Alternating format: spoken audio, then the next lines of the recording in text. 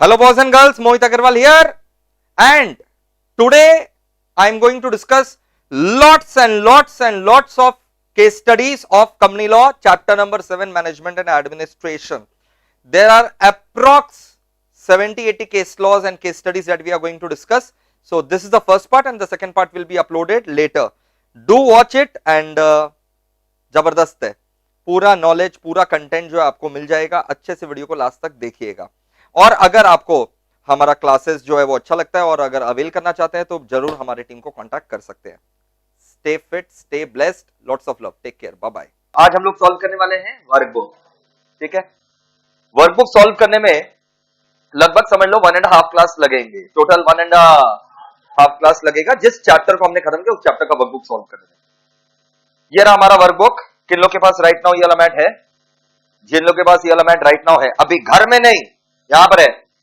Chart book नहीं, volume 1 वाला नहीं, वर्कबुक ऑरेंज कलर वाला. जिन लोग के पास हाथ उठाओ. ऐसे बच्चे नॉर्मल है, बाद बाकी बच्चे वही कैरेबियन स्टाइल. ये देखो चैप्टर का नाम ढूंढो रे, मैनेजमेंट एंड एडमिनिस्ट्रेशन.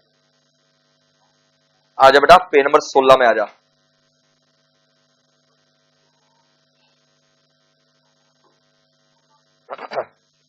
कुछ भी नया पढ़ने को नहीं मिलेगा, कुछ नया ज्ञान नहीं मिलेगा क्योंकि पूरा चैप्टर हो चुका है. चैप्टर 7 सेक्शन 88 से लेकर के 122, 88 से लेकर के 122 पूरा हो चुका. तो कुछ इसमें आपको नया नॉलेज नहीं मिलने वाला है. खाली हम लोग प्रैक्टिस करने वाले हैं क्वेश्चंस एंड आंसर्स. और क्वेश्चन आंसर्स भी प्रैक्टिस करते समय तुमको आधा से ज्यादा क्वेश्चन लगेगा कि ये सर क्लास में डिस्कस कर रखे.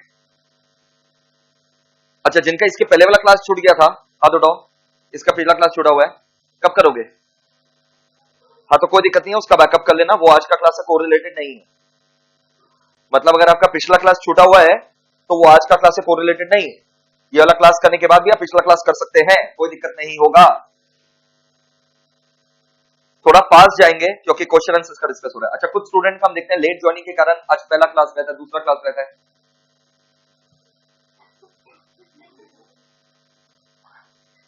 आप ये चैप्टर खत्म होने वाला है, आप नेक्स्ट क्लास से आओ.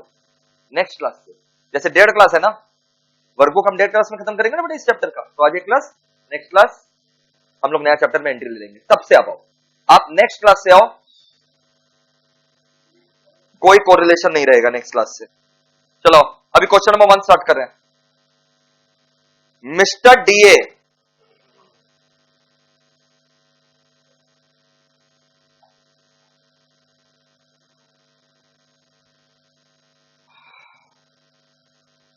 सेक्रेटरी. अच्छा, mister DA is the secretary of city handicraft limited. ये कंपनी का सेक्रेटरी है. मिस्टर डीए कंपनी का क्या है? सेक्रेटरी. इसने ईजीएम बुला डाला. कंपनी सेक्रेटरी है तो अपने आप को थोड़ा, और होता भी केएमपी है कि मैनेजरियल पर्सनल. तो इसने ना ईजीएम बुला डाला on the requisition of some member. वो सम मेंबर समझ जाओ पक्का उन लोगों के पास क्या होगा? 1/10 of the paid up share capital. तो member holding 1/10 of the paid up share capital. Virtual room वाले बच्चों बोर्ड देखते चलो. Member holding 1/10 of the paid up share capital. क्या उन लोग रिक्वेस्ट कर सकते हैं ईजीएम के लिए? लेकिन सीएस ना अपने आप को ना बाहुबली समझ गया. ये सेक्रेटरी अपने आप को बाहुबली समझ गया और इसने अपने आप ही मीटिंग बुला डाला. Mister DA secretary of the company issued notice of the meeting without authority of the BOD. बिना बीओडी से पूछे. क्या ऐसा क्वेश्चन हम लोग क्लास में डिस्कस किए थे? हाँ किए थे. केस लॉ का नाम के साथ डिस्कस किए थे और बोले भी थे केस लॉ का नाम हम लोग वर्कबुक में मार्क करेंगे. तुम पहले मेरे को बताओ, discuss on the validity of the notice issued by DA secretary. DA secretary ने अपने आप नोटिस इशू कर डाला. ये वैलिड होगा कि इनवैलिड? ये इनवैलिड होगा. सुनो ना, meeting must be properly convened. Meeting must be properly convened. Properly convened मतलब proper notice must be given by proper person. Proper notice must be given to proper person in proper time by proper authority. Proper notice must be given to proper person in proper time by proper authority. Notice देने का काम proper authority करता है और वो proper authority पता है कौन है? बोर्ड. सीएस दूर का बात, अकेला एक डायरेक्टर भी नोटिस इशू नहीं कर सकता जब तक मेजॉरिटी ऑफ डायरेक्टर का कंसेंट नहीं आ जाए. मेजॉरिटी डायरेक्टर का कंसेंट आना चाहिए. मेजॉरिटी डायरेक्टर का कंसेंट आना चाहिए। मेजॉरिटी डायरेक्टर का कंसेंट होगा तभी हम लोग नोटिस वगैरह इशू कर सकेंगे। याद करो क्लास में मैंने ऐसे भी पढ़ा रखा था आपको कि ना, जब 1/10 वाला लोग बोला member holding 1/10 of the paid up share capital request किया कि ईजीएम बुला दो ना, तो याद करो हम ऐसा भी आपको केस करवा रखे। 4 डायरेक्टर था, 2 डायरेक्टर बुलाए बुला दो, 2 डायरेक्टर बोला मत बुलाओ। अब तो याद आ गया होगा। 4 डायरेक्टर था हमारी कंपनी में, 2 बोला चलो चलो बुला देते हैं और 2 बोला ना ना नहीं बुलाएंगे। तो इसको बोलते हैं डेडलॉक। डायरेक्टर लोग में मेजॉरिटी हो रहा है कि नहीं हो रहा है, तो मीटिंग बुलाया जाएगा कि नहीं बुलाया जाएगा? नहीं बुलाया जाएगा। नहीं सुनाया? क्योंकि मीटिंग बुलाने के लिए प्रॉपर ऑथोरिटी है majority of director, proper authority है मेजॉरिटी ऑफ डायरेक्टर। यहां तो सेक्रेटरी ने अपने मन से नोटिस भेज दिया कि आ जाओ। सेक्रेटरी छोड़ो, अगर ये काम डायरेक्टर भी अकेले करता ना तो भी नोटिस क्या हो जाता? इनवैलिड। अकेले अगर ये काम इंडिविजुअल डायरेक्टर भी करता ना तो भी नोटिस इनवैलिड हो जाता। सेक्रेटरी छोड़िए, इंडिविजुअल डायरेक्टर भी ये काम नहीं कर सकता, मेजॉरिटी ऑफ डायरेक्टर्स को करना पड़ेगा ये काम, bypassing board resolution at board meeting. Majority of director मतलब होता है बोर्ड रेजोल्यूशन। अब प्रूव दिस। तो इस केस में ये जो नोटिस किसने भेज दिया? सेक्रेटरी ने। ये सेक्रेटरी के द्वारा भेजा हुआ नोटिस वैलिड है कि इनवैलिड है? इनवैलिड है, ऐसा बोला गया था केस में अल अमीन सिट्रन लिमिटेड। केस का नाम बोलेंगे मेरे बच्चे, अल अमीन सिट्रन लिमिटेड। पक्का? तो held in the case of Al Amin Citron limited, CS is not a proper authority to send the notice। लेकिन सुनो ना, एक कॉन्ट्रारी जजमेंट आया, Hooper versus Kerr Stuart and company. Hooper बोलो, Hooper versus Kerr Stuart and company में कि देखो अब जो होना था हो गया, CS ने नोटिस भेज दिया। अब अगर मेजॉरिटी ऑफ डायरेक्टर लोग उसको रेटिफाई कर दे, रेटिफाई मतलब कंफर्म, मेजॉरिटी ऑफ डायरेक्टर्स अगर उसको रेटिफाई यानी कंफर्म कर दे कि चलो कोई बात नहीं, हम लोग को नोटिस भेजना ही था, आपने भेज दिया, तब मीटिंग वैलिड हो जाएगा। जो होना था हो गया। अब अगर मेजॉरिटी ऑफ डायरेक्टर उसको रेटिफाई कर देता है, कंफर्म कर देता है, मीटिंग क्या हो जाएगा? वैलिड। ये था Hooper versus Kerr Stuart and company. तो आपको एग्जाम में जब ऐसा क्वेश्चन आएगा ना, दोनों केस का रेफरेंस देना पड़ेगा कि नहीं नहीं ये काम तो देखो गलत है, नोटिस इनवैलिड है, notice is invalid, it was held in the case of Al Amin Citron limited. Al Amin Citron limited में बोला गया नोटिस इज इनवैलिड। लेकिन Hooper versus Kerr Stuart and company में बोला गया कि जो होना था हो गया, अगर हम लोग रेटिफाई कर दे, मेजॉरिटी ऑफ डायरेक्टर उसको रेटिफाई कर दे, तब वैलिड। और विद प्रूव दिस, ये देखो आंसर पढ़ो इसका। चाहे कोई भी जनरल मीटिंग हो, एजीएम हो, ईजीएम हो, it can be called only with the authority of BOD. चाहे कोई भी मीटिंग हो, चाहे एजीएम हो चाहे ईजीएम हो, it can be called with the authority of BOD. मतलब by passing necessary resolution in the board meeting, by passing necessary resolution in the board meeting मतलब क्या होता है? बोर्ड रेजोल्यूशन बोलो, मतलब मेजॉरिटी ऑफ डायरेक्टर कि minority of director, और by circular resolution. Sir ये सर्कुलर रेजोल्यूशन क्या होता है? दूर गगन में एक सेक्शन है 175, सेक्शन नंबर बताओ, वो है सर्कुलर रेजोल्यूशन। सर उसमें क्या होता है? Just like postal ballot is to general meeting, that circular resolution is to board meeting. जैसे पोस्टल बैलेट में होता है ना घर बैठे वोटिंग, सेक्शन 110 में पोस्टल बैलेट जो है ना 110, जो कि घर बैठे वोटिंग करवाता है। जनरल मीटिंग होता है कि होता ही नहीं है? वैसे ही बोर्ड मीटिंग भी घर बैठे हो सकता है, बोर्ड मीटिंग होगा ही नहीं फिजिकली अगर सर्कुलर रेजोल्यूशन हो गया। घर बैठे डायरेक्टर लोग वोट करेगा इन केस ऑफ सर्कुलर रेजोल्यूशन। तो सुनो ना, जनरल मीटिंग के लिए कौन है proper authority? Board of directors. By majority of directors will pass a resolution in board meeting और बाय सर्कुलर रेजोल्यूशन। एजीएम और EGM can not be called by individual director. एक इंडिविजुअल डायरेक्टर भी अकेले नहीं बुला सकता, या सम ऑफ द डायरेक्टर, मेजॉरिटी चाहिए, इंडिविजुअल या सम ऑफ द डायरेक्टर या सीएस बुला नहीं सकता। In the instant case DP is a secretary of city handicraft limited, उसने ईजीएम बुला दिया, on requisition of some member, उसने नोटिस वगैरह भी दे दिया without the authority of BOD. Secretary of the company does not have the power to call the meeting by himself by issuing notice unless he is specifically authorised by the board. Board जब तक उसको क्या नहीं करे तब तक उसके पास ये पावर नहीं। तो इसलिए any meeting called by him दोस्तों any meeting called by him and the जो भी बिजनेस होगा, बिजनेस मतलब डिसीजन मीटिंग में लिया जाएगा वो नल एंड वॉइड रहेगा। किसका नाम बोलो? Al Amin citron limited versus owners and parties interested in vessel MV. Loyal bird. ये करने का दरकार नहीं है, आप खाली एक नाम याद कर लेना, अल-अमीन सिट्रन लिमिटेड। कंपनी का नाम याद कर लेना, अल-अमीन सिट्रन लिमिटेड। जोश में होश मत खोना। कंपनी लॉ में लास्ट तक जाते जाते लगभग 100 केस लॉ का नाम याद रखना पड़ेगा, 100।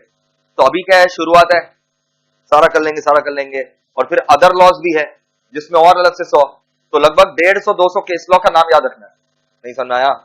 तो अब इसमें owners and parties interested in vessel loyal bird जो है you can skip, you just have to remember Al Amin citron limited. पक्का?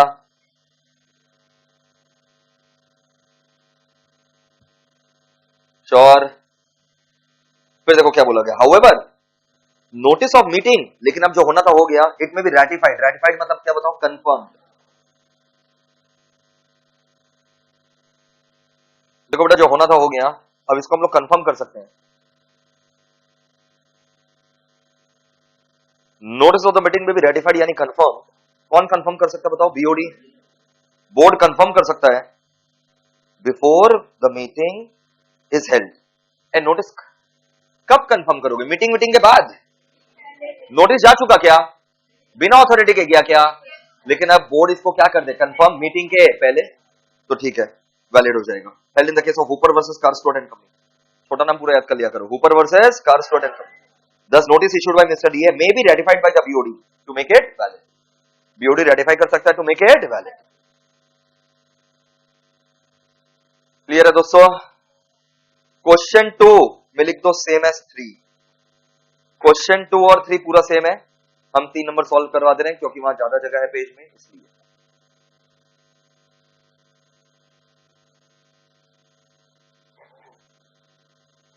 Question 2 same as, almost same as 3, मतलब ये मेरे बच्चे होमवर्क करेंगे और जब होमवर्क करेंगे ना कॉपी में लिख करके करेंगे।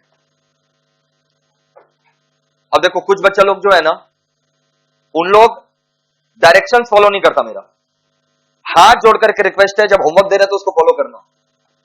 जैसे प्रैक्टिकल सब्जेक्ट में होमवर्क मिलता है तो करते हो ना, तो वैसे थ्योरी सब्जेक्ट में जब होमवर्क मिलता है तो करो, इसको पूरा कॉपी में लिख करके करना है। नहीं तो फिर नेक्स्ट क्लास क्या होगा, हम बार निकाल देंगे तो फिर आप जिम्मेदार रहेंगे, हम जिम्मेदार नहीं रहेंगे आपके लिए, बता दे रहे हैं। तो ये पूरा मेरे को सॉल्यूशन कहां पर चाहिए? कॉपी में पूरा। कितना पैराग्राफ में? 3 पैराग्राफ। अरे केस स्टडी लिखवाना 1000 बार सिखा रखे हैं, 1000 बार नहीं, बट सिखा रखे हैं, 4-5 बार सिखा रखे हैं, 3 पैराग्राफ। अभी क्वेश्चन नंबर 3 को हम पूरा 3 पैराग्राफ में लिखवाएंगे। क्वेश्चन 3 में आओ, ये हम पूरा यहीं पर सॉल्व करवाएंगे। फटाफट देखो,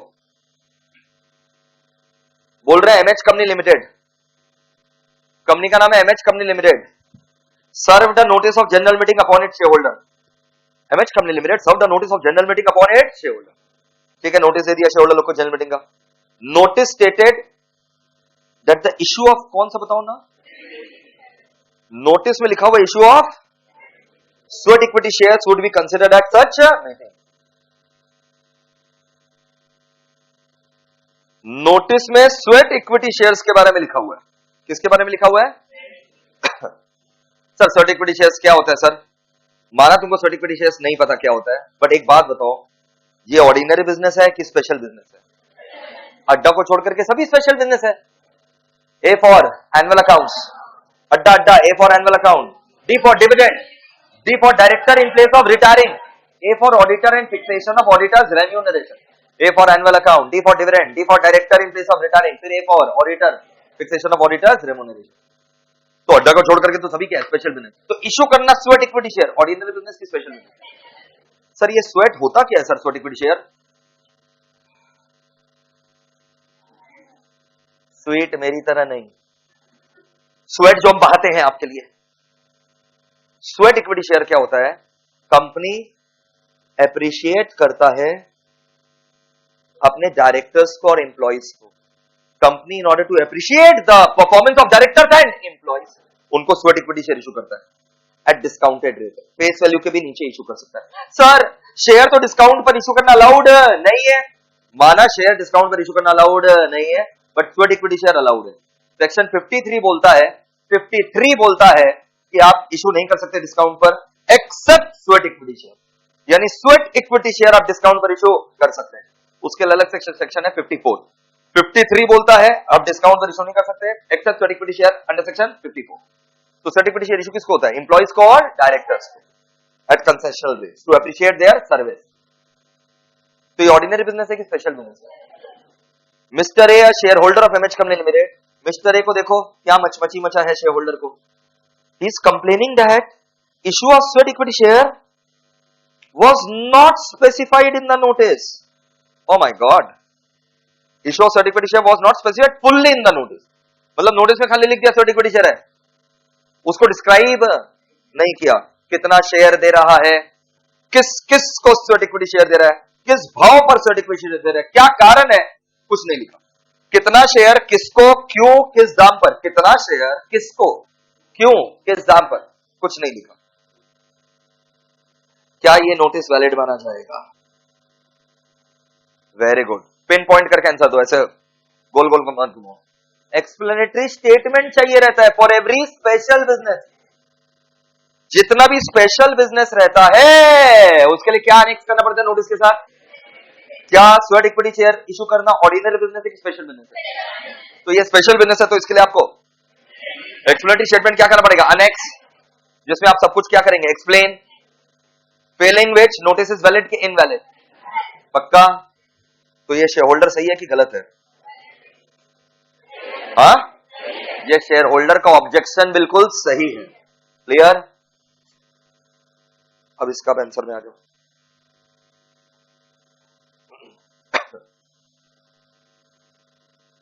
एग्जाम में हमेशा ऐसे लिखोगे आंसर टू क्वेश्चन नंबर जो भी है 3। हम ऑलरेडी आपको केस स्टडी लिखवाना सिखा चुके हैं, कितना पैराग्राफ में लिखते हैं? 3। फर्स्ट पैराग्राफ क्या रहता है? Related provision. दोस्तों फर्स्ट पैराग्राफ आपका रहता है रिलेटेड प्रोविजन, फिर रहता है फैक्ट्स एंड एनालिसिस, और लास्ट में रहता है कंक्लूजन।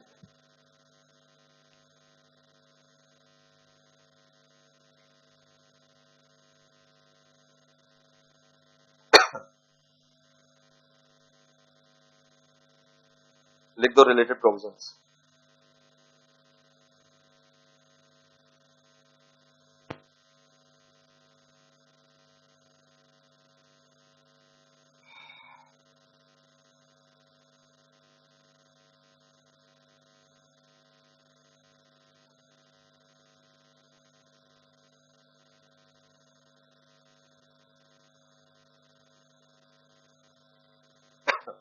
लिखा related provision heading. Section number बताओगे? हाँ, नोटिस का 101 था और एक्सप्लेनेटरी स्टेटमेंट का 102। लिखो लिखो, जैसे हम लिखवाएंगे वैसे लिखो। As per section 101, as per section 101 of the companies act 2013, as per section 101 of the Companies Act 2013, as per section 101 of the Companies Act 2013, comma,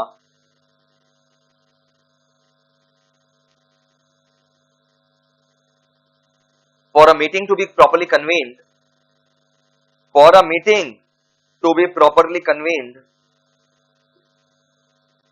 for a meeting to be properly convened, for a meeting to be properly convened, comma, proper notice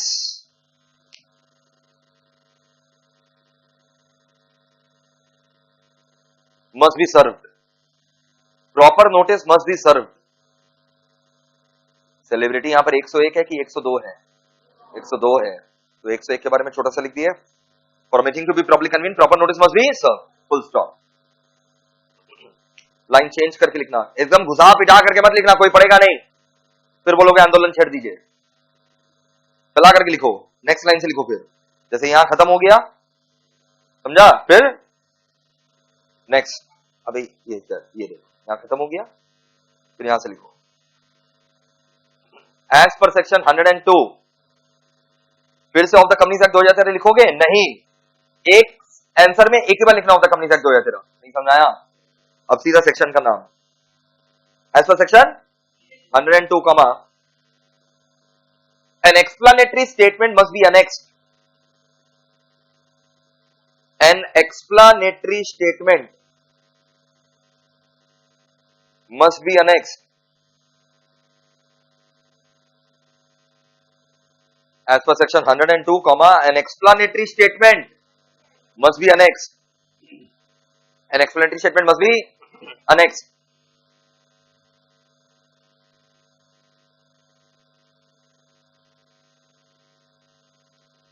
To notice.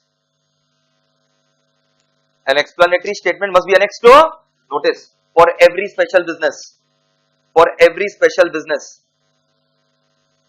For every special business.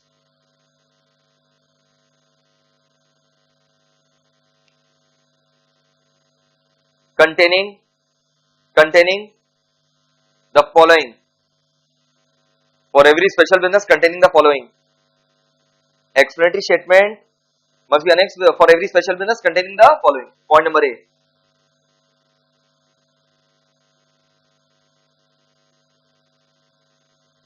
Point number A में लिखो, interest weather financial और otherwise. Interest weather financial और otherwise. याद है interest बताते थे हम लोग. इंटरेस्ट वेदर फाइनेंशियल और अदरवाइज. इंटरेस्ट वेदर फाइनेंशियल और otherwise in the special business. Interest weather financial और otherwise in the special business. Interest whether financial or otherwise in the special business of every director and KMP. Interest whether financial or otherwise of in every special business of every director and KMP and their relatives. Of every director and KMP and their relatives. Of every director and KMP and their relatives. याद आ रहा है लिखते लिखते कि हम लोग को interest बताना पड़ता था, चाहे फाइनेंशियल है चाहे अदरवाइज. फाइनेंशियल मतलब बिजनेस पार्टनर, अदरवाइज मतलब भाई लागे है मेरा. याद आया? ऐसा बोलने से नहीं चलेगा, पापा कल ही रात को ही बताया. नहीं, इंटरेस्ट बताना पड़ेगा वेदर फाइनेंशियल और otherwise of every director, KMP and their relatives. Point number B. All material facts related to special business. All material facts related to special business.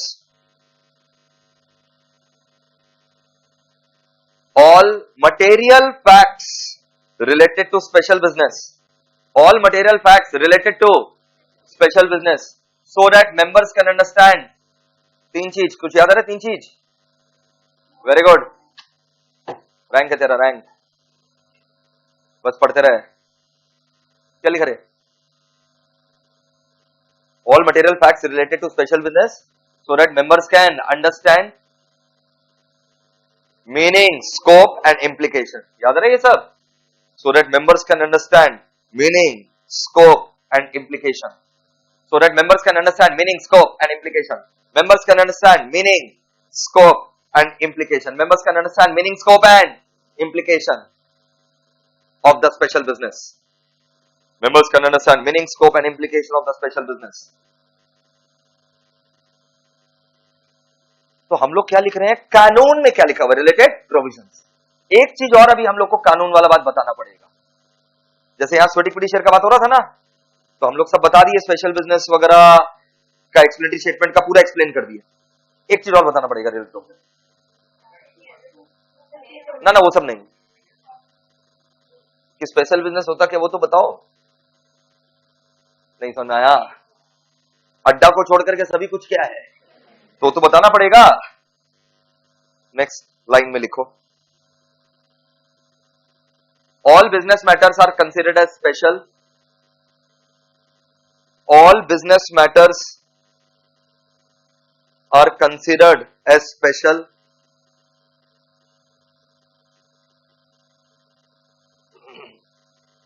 All business matters are considered as special except following 4 ordinary business matters. except following four ordinary business matters. All business matters are considered as special except following four ordinary business matters. All business matters are considered as special except following four ordinary business matters. Point number A.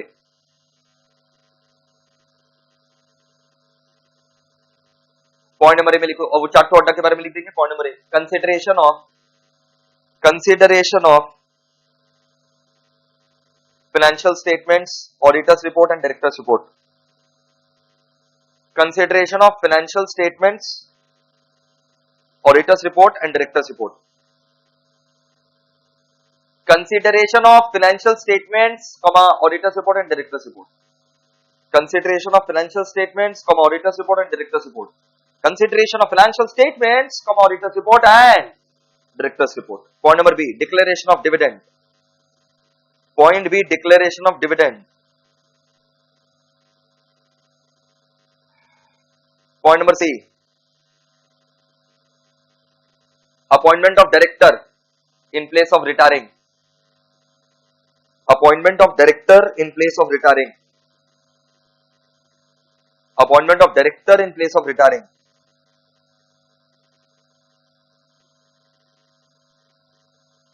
Point number D, appointment of auditor and fixation of auditor's remuneration. Appointment of auditor and fixation of auditor's remuneration. Appointment of auditor and fixation of auditor's remuneration. दोस्तों ये हो गया अपना पूरा का पूरा, क्या बताओ, रिलेटेड प्रोविजंस. अब आप नेक्स्ट पैराग्राफ लिख दीजिएगा, फैक्ट्स एंड एनालिसिस.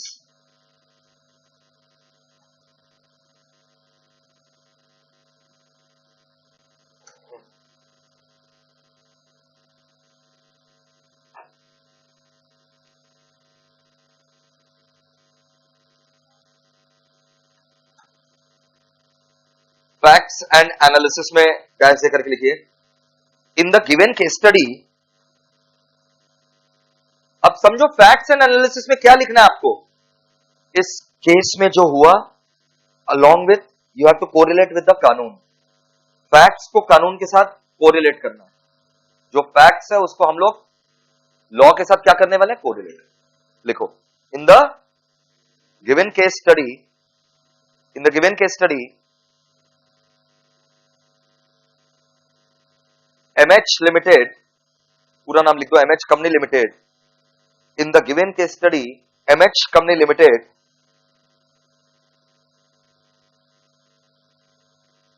सुलझा करके लिखना है. जैसे यहां कहीं पर भी एक्सप्लेनेटरी स्टेटमेंट शब्द का इस्तेमाल, तो तुमको तो केस क्रैक करके लिखना है ना, तो हम लोग बोल देंगे in the given case study इस कंपनी ने एक्सप्लेनेटरी स्टेटमेंट बिना दिए नोटिस दे दिया. देखो, in the given case study MH Company Limited served notice of general meeting, served notice of general meeting, served notice of general meeting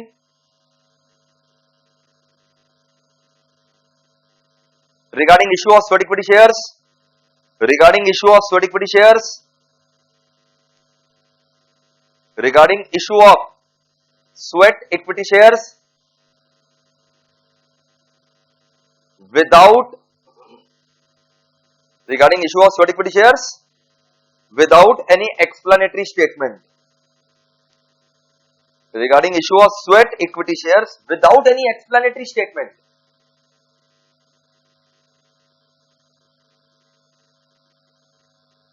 Without any explanatory statement. Full stop. It must be noted that issue of sweat equity share is a special business. It must be noted that issue of sweat equity shares is a special business. It must be noted that issue of sweat equity shares is a special business for which an explanatory statement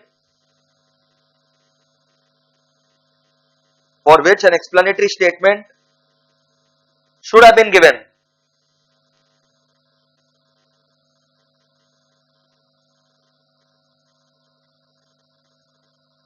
Issue of certificate share is a special business for which an explanatory statement should have been given containing details like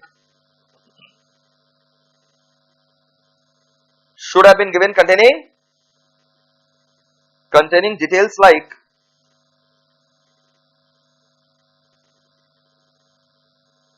point number A, number of such shares to be issued. बाबू सोना जगह खत्म हो गया तो बगल वाला पन्ना में लिख लो बेटा स्टार मार्क दे करके कितना जगह है, तो फिर इसका आंसर कहां लिखेंगे?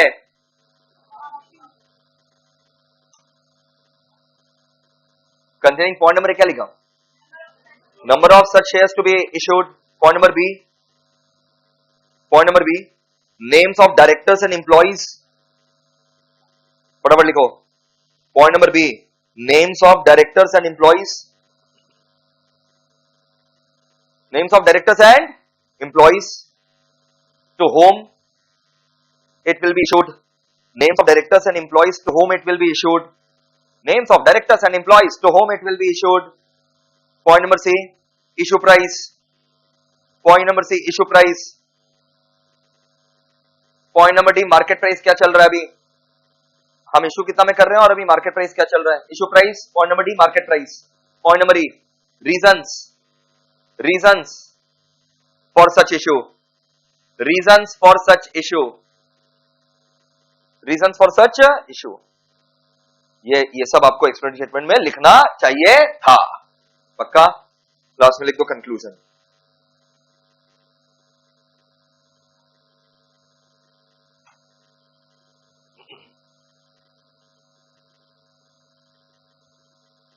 तो शेयर होल्डर कौन था? मिस्टर ए था ना जिसने ऑब्जेक्शन किया था. उसका ऑब्जेक्शन सही है कि गलत है? सही है.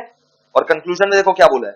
कंक्लूजन में बोला है, क्वेश्चन में क्या मांगा? Is the notice issued by the company regarding issue of certificate valid. तो हम लोग लिख देंगे कि objection mister A share holder का सही है और ये नोटिस क्या है? इनवैलिड. लिख दो कंक्लूजन में. Thus from the above discussions we conclude. Thus from the above discussions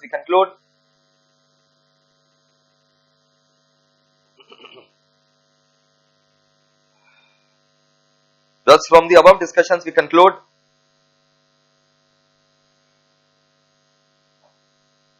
that objection of shareholder Mr. A is correct. That objection of shareholder Mr. A is correct. Objection of shareholder Mr. A is correct. Objection of shareholder Mr. A is correct. Objection of shareholder Mr. A is correct. And objection of shareholder Mr. A is correct. And the notice is invalid. Objection of shareholder Mr. A is correct and the notice is invalid. And the notice is invalid. Clear है दोस्तों? लिखने का पूरा तरीका समझ में आ गया?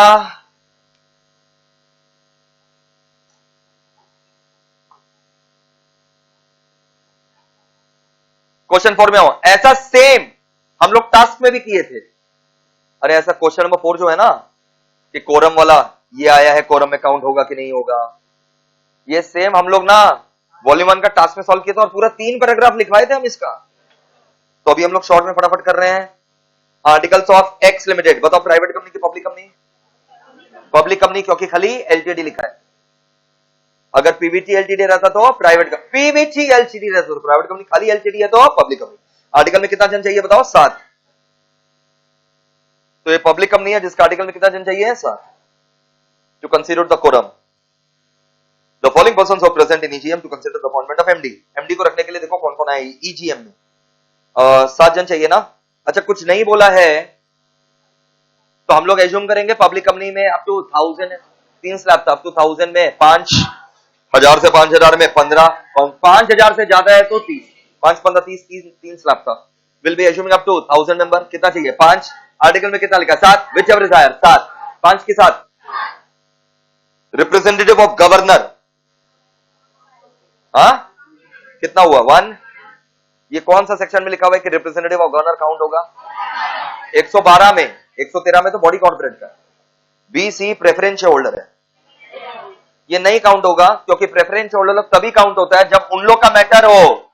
जब मैटर उन लोग को डायरेक्टली अफेक्ट करे। यहां अपॉइंटमेंट ऑफ क्या है? हाँ, यहां अपॉइंटमेंट ऑफ एमडी का चर्चा होना है, जो इन लोग को डायरेक्टली अफेक्ट नहीं करता, नहीं काउंट होगा। D, Y limited, Z limited, दो कंपनी से आया है तो दो बार काउंट होगा एज पर सेक्शन 113। अरे दो बार काउंट होगा ना। EFGH प्रॉक्सीज 0, कितना हुआ? 3 ही हुआ। तुम लोग भी ऐसे लिख लिया ना, ऐसे ही लिख लो। जो एकदम सिंपल क्वेश्चन होगा वो होमवर्क भी नहीं देंगे, यहीं पर ओरली सॉल्व कर लेंगे। Quorum falls short by 4 members। Quorum falls short by 4 members। 1-0 to 0। Total is 3। Quorum falls short by 4। बढ़ो, थोड़ा फास्ट चलना पड़ेगा बेटा।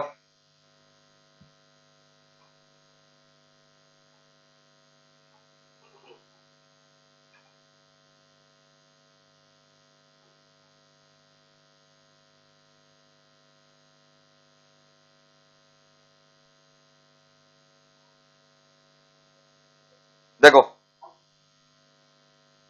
क्वेश्चन 5 में आ जाओ।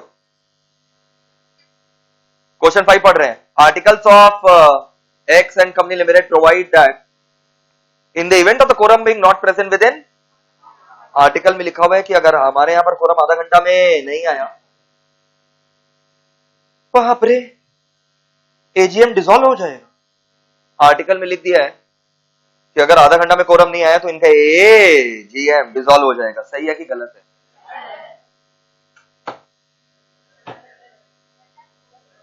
सही है। सही है वाले बच्चे पहले हाथ उठाओ, उनको रिवॉर्ड मिलेगा 500 रुपया करके। फुल एंड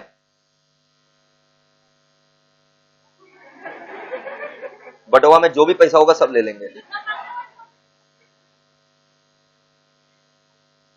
101 से लेकर के 107,109 प्राइवेट कंपनी अपना आर्टिकल में प्रोविजन बना सकता है यार। सेक्शन 101 से लेकर के 107, 101 से लेकर के 107, 109 प्राइवेट कंपनी अपना प्रोविजन बना सकती है। ये तो पब्लिक कंपनी है पक्का। और एजीएम के रिक्वेस्ट पर बुलाया जाता है जो डिसॉल्व कर देगा। तो आर्टिकल में ऐसा बकवास बोलने से चलेगा कि नहीं चलेगा? क्या होगा? मीटिंग क्या होगा? एडजर्न करना पड़ेगा। और अगर एडजर्न एजीएम में भी कोरम नहीं आया तो मीटिंग विल बी कंडक्टेड। पहली बार एजीएम में कोरम नहीं आया, एडजर्न, फिर से कोरम नहीं आया, कंडक्टेड। क्लियर? अच्छा, एजीएम में कोरम नहीं आया, जैसा आर्टिकल में लिखा होता ना आधा घंटा, वही हुआ। आधा घंटा में कोरम नहीं आया, बताओ क्या करोगे? एडजर्न करोगे। क्लियर? तो वही पूछा है क्या करोगे, क्या बताओ क्या करोगे? Adjourn either to the same day, time, place in the next week or any other day, time, place as board may determine। अच्छा, how will the board determine any other day, time, place? board में determine मतलब क्या? Board meeting करके ना determine होगा। Board में determine मतलब क्या? बोर्ड एक व्हाट्सएप ग्रुप बना रखा होगा, डायरेक्टर लोग व्हाट्सएप ग्रुप पर डिसाइड कर लेगा। whenever we say board may determine, तो board will determine in the board meeting by passing board resolution। तो वही पूछ रहा है क्या फ्रेश रेजोल्यूशन चाहिएगा क्या? बताओ फ्रेश रेजोल्यूशन कब चाहिएगा? अगर आप ऑटोमेटिक एडजर्नमेंट कर रहे हैं दोस्तों, same day time place, same day time place में तो नहीं चाहिए, but any other day time place, if the meeting is adjourn to any other day time place which is not the same day same time same place, other than the same day same time same place, any other day time place in the next week, कौन determine करेगा? Board. तब तो क्या नया resolution pass करना पड़ेगा क्या? हाँ, बोर्ड अगर डे टाइम प्लेस कुछ और डिसाइड करेगा तो कैसे डिसाइड करेगा? रेजोल्यूशन। क्लियर? श्योर? या शॉर्ट में लिख दो एडजर्न।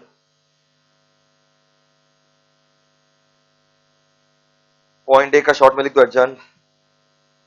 और क्या फ्रेश रेजोल्यूशन चाहिएगा? लिख दो इफ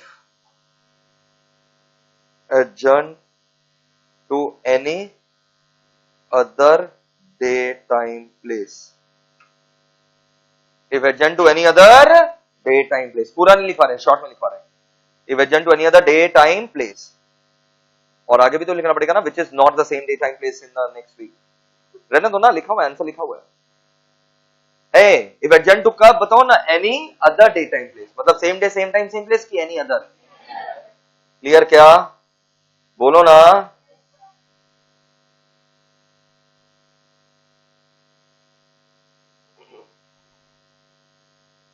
फिर देखो, what will be the position of retiring director? Will they cease to be director? अच्छा, कुछ डायरेक्टर लोग क्या होने वाला था बताओ ना, रिटायर। तो अब एजीएम हुआ कि एडजन हो गया? हाँ, तो एडजन एजीएम में रिटायर होगा। अरे एजीएम तो हुआ ही नहीं ना। अरे समझा क्या? देखो हम क्या बोल रहे हैं, एजीएम में ना कुछ डायरेक्टर लोग रिटायर होने वाला था, तो एजीएम क्या होगी? तो अभी रिटायर होगा कि एडजन एजीएम के बाद? ये देखो सीधा आंसर पढ़ो, पॉइंट सी का।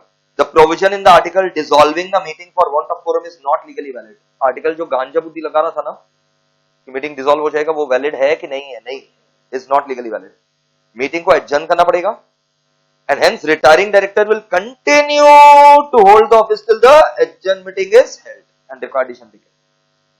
adjourn meeting में जो फैसला होगा वो मानना पड़ेगा। Question 6, quorum of general meeting of a public company 15 as per article। दोस्तों एक पब्लिक कंपनी है जिसका आर्टिकल्स में कोरम, मुंह खोल करके बोलो कितना लिखा हुआ है? तो 15 और 5 विच एवर इज हायर, कितना चाहिएगा? 15। 13 जन आया है, कितना काउंट करोगे? 13। 2 तो प्रॉक्सीज है, 0। 1 पर्सन रिप्रेजेंटिंग 2 मेंबर कंपनीज, कितना हो गया? 15।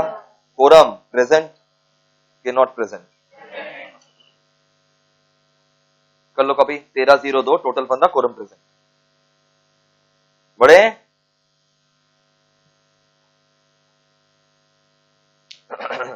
डिसलेक्सिया वाला बच्चा के लिए क्वेश्चन है ये, बताओ कितना काउंट होगा? Person representing 3 member company 3, joint owner 1, single member 1। इसमें कोरम वोरम नहीं, तुमको बताना था कि कितना काउंट होगा। अरे 4, अच्छा जोड़ना था, जोड़ना था नहीं वैसे, और जोड़ना भी होता तो 4 नहीं होता। सस्ता नशा मत किया करो। क्लियर है क्या? बढ़ो क्वेश्चन नंबर 8 में आओ। AGM of MGR limited is convened on 28 December. Meeting है 28 दिसंबर। Mister J, who is a member of the company, approaches the company on 28 December and demand inspection of proxy. अचानक से ये 28 तारीख को आ गया और बोला प्रॉक्सी दिखाओ। एक second, can a member inspect the proxy forms? Member proxy form inspect कर सकता है, 3 कंडीशन था। when only 24 hours are left to start the meeting, when only 24 hours are left to start the meeting till the conclusion of meeting, क्या member proxy inspect कर सकता है? when only 24 hours are left to start the meeting till the conclusion of meeting during business hour by giving at least 3 days notice। अब रुक जाओ, क्या ये when only 24 hours are left to start the meeting till conclusion of meeting वाला point satisfy कर रहा है? अरे हाँ यार, तुम लोग ऐसे ही ना मुंडी उंडी मत हिलाया करो। 28 तारीख को मीटिंग है और ये 28 तारीख को आ रहा है बेटा। 28 को मीटिंग और ये 28 को आ रहा है, तो ये when only 24 hours are left to start the meeting ही तो आ रहा है till the conclusion of meeting। अरे गांजा लोग 3 तो कंडीशन का पहले सेटिस्फाई हो रहे कि नहीं वो बोलो ना।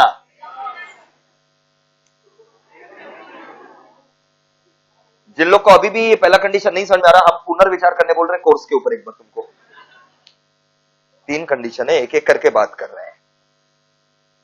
पहला कंडीशन था कि आप आ सकते हैं जब मीटिंग में केवल 24 घंटा बाकी है, और वहां से आप आना चालू कर सकते हैं till the conclusion of meeting. तो अगर 28 को मीटिंग है तो आप 27 तारीख से लेकर के आना चालू कर सकते हैं 28 तक, जब तक मीटिंग खत्म नहीं हो जाती। तो 28 को मीटिंग और 28 को आ रहा है, सही है कि गलत है? पहला कंडीशन तो सेटिस्फाई हो ही रहा है, बिजनेस आवर्स बिल्कुल। लेकिन थर्ड कंडीशन था by giving at least 3 days written notice to company. क्या इसने नोटिस दिया कंपनी को? तो ये इंस्पेक्शन के लिए एलिजिबल नहीं है। एक बार अपना वॉल्यूम 1 का मैट खोलो, उसमें ये 3 कंडीशन मैंने लिखवाया होगा ताकि जीवन में दिक्कत नहीं आए। पे नंबर बताना, वॉल्यूम 1 का मैट खोलो, पे नंबर बताओ।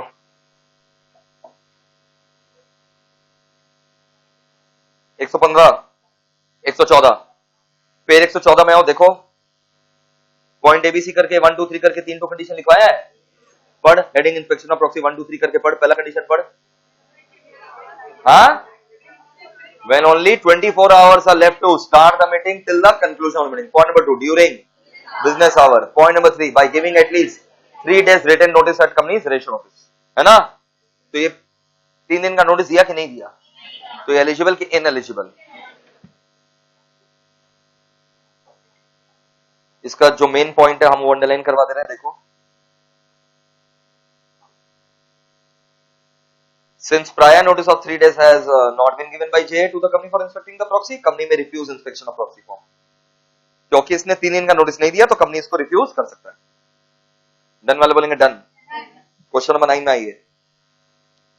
T a share holder after duly appointing P S proxy. अच्छा, शेयर होल्डर ने किसको अपॉइंट कर दिया? प्रॉक्सी को।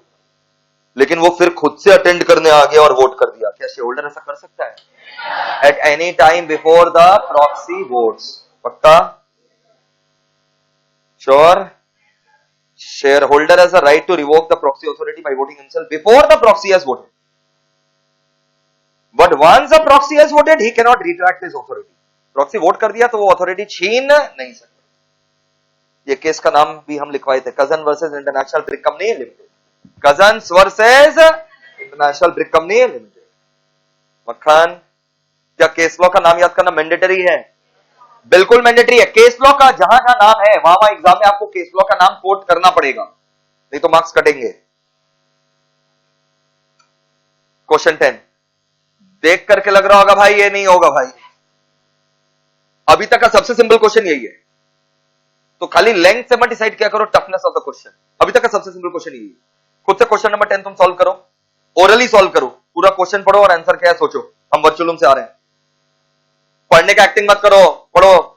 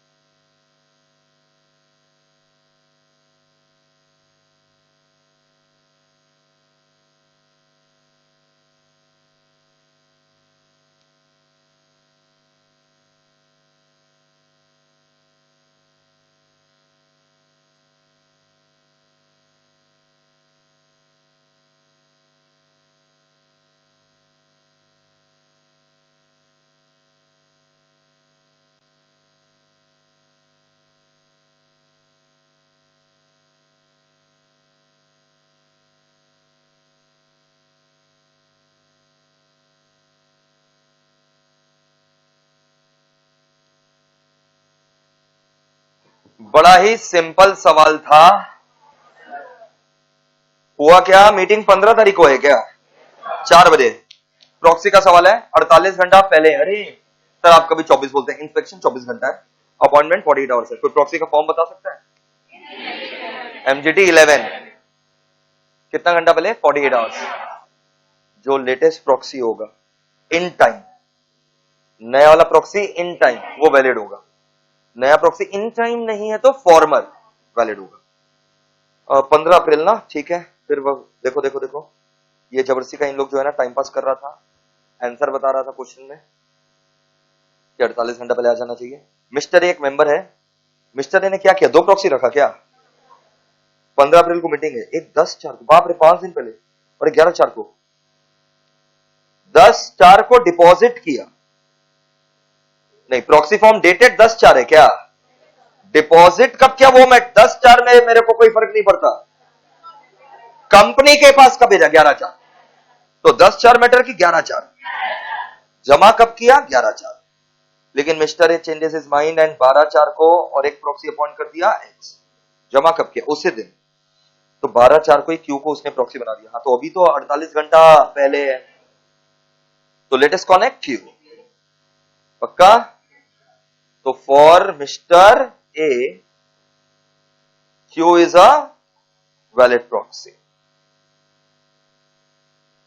अच्छा फिर और क्या हुआ,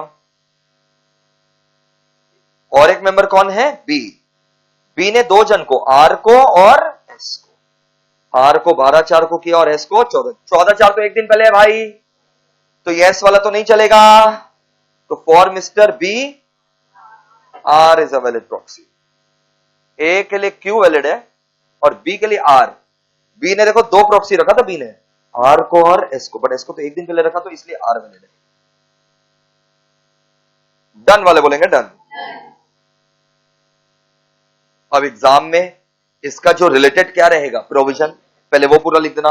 A valid proxy form MGT 11 has to be submitted at company's registered office at least 48 hours before the meeting. However, if more than one proxy form is deposited at registered office, then the latest proxy in time will be valid. However, if the latest proxy is not deposited in time, then the former proxy will be valid. ये हो गया related provision. फिर facts को पूरा explain करके last में conclusion. Clear है क्या? क्वेश्चन नंबर 11,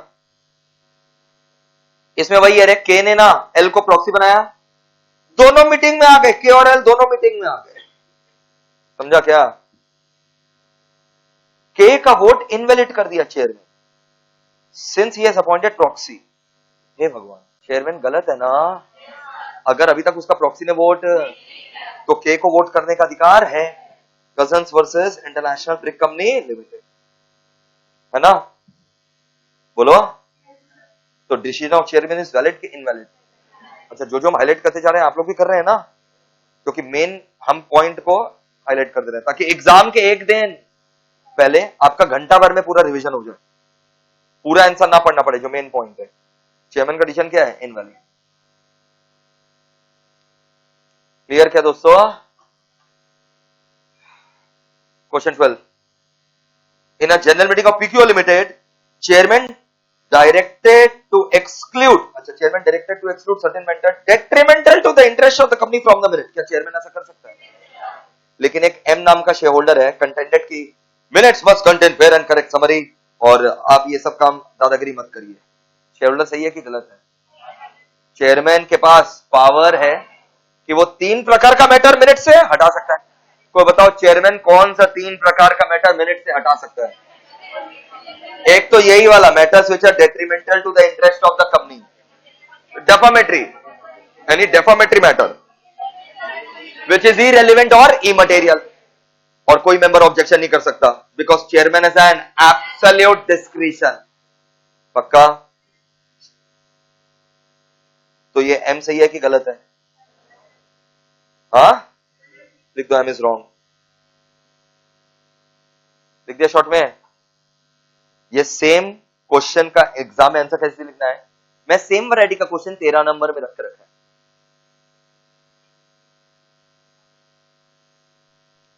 ये देखो, सीधा आंसर पढ़ो, under section 118। Sub section number भी याद करोगे क्या? ना बेटा ना, सेक्शन नंबर याद हो जाए वही बड़ा बात है मेरे बच्चों के लिए। सेक्शन नंबर बताओ। मिनट्स का 118 था ना of the companies act 2013। There shall not be included in the minutes of meeting any matter which in the opinion of the chairman is or could reasonably regarded as defamatory of any person, irrelevant or immaterial, detrimental to the interest of the company। और chairman का इसके ऊपर क्या रहेगा? Absolute discretion. Chairman shall exercise absolute discretion in regarding inclusion or inclusion of any matter in the minutes। Clear? तो वो contention of M जो share holder था, जो एम था ना शेयर होल्डर, वो वैलिड है कि invalid? Because chairman is absolute discretion. Question number 14 में आओ, पढ़ो question 14। XYZ limited held its AGM 15 सितंबर को। ठीक है, कंपनी का एजीएम है 15 सितंबर। Meeting was presided by over by mister V, chairman. अच्छा, इस मीटिंग का चेयरमैन का नाम बताओ। Mister V of the company's board of director. हाँ, मीटिंग कौन सा है? एजीएम। एजीएम में क्या चेयरमैन बोर्ड मीटिंग का बनेगा? बेटा हिलो डुलो मत बेटा। एजीएम में जो चेयरमैन रहेगा, क्या वो बोर्ड मीटिंग का चेयरमैन रहेगा? हाँ, यही नियम होता है। CM of BM shall be CM of GM. वो अगर 15 मिनट में नहीं आया, या वो 15 मिनट में आकर के बोला आज मूड नहीं है, तब बाद बाकी डायरेक्टर लोग अपने अंदर से किसी को सीएम ऑफ जीएम बनाता है। लेकिन उन लोग भी 15 मिनट में नहीं आया, मन नहीं है, तो आर्टिकल में जो लिखा है, आर्टिकल में भी नहीं लिखा है तो मेंबर शो ऑफ है, उसके बाद पोल भी हो सकता है। तो बिल्कुल सही है ये। 99% केसेस में तो यही होगा, जो सीएम ऑफ बोर्ड मीटिंग रहेगा मुंह उठा करके आ जाएगा, और सीएम ऑफ क्या बन जाएगा? जी, है ना? तो यहां तक ठीक है। सितंबर 15 को मीटिंग हो गया क्या? ठीक है। On September 17 mister V the chairman without signing the minutes left India to look after his father who fell sick in London। London में इसके पिताजी बीमार हो गए और ये लंदन भाग गया। एक बात बताओ, जनरल मीटिंग का जो मिनट्स है कितना दिन में साइन करना पड़ता है? ना केवल प्रिपेयर करना पड़ता है, साइन भी करना पड़ता है। Minutes of general meeting must be prepared and signed both within 30 days of conclusion of the meeting। Okay, 30 दिन में प्रिपेयर करेगा कि sign? By the chairman of that general meeting. But अगर उसके लिए पॉसिबल नहीं है, उसके लिए अगर ये संभव नहीं है, तो by director authorise by board. Board meeting में क्या होता है पता है? बोर्ड मीटिंग में सीएम ऑफ दैट बीएम या सीएम ऑफ नेक्स्ट बीएम। लेकिन जनरल मीटिंग में सीएम ऑफ दैट जीएम, और उसके लिए संभव नहीं है तो by director authorise by board. तो इसके लिए तो संभव नहीं है, तो अपना विजय माल्या को देखने चला गया लंदन में। तो referring to the provision of companies act 2013, बताओ कौन साइन करेगा? पक्का लिख दो, minutes of general meeting must be prepared and signed both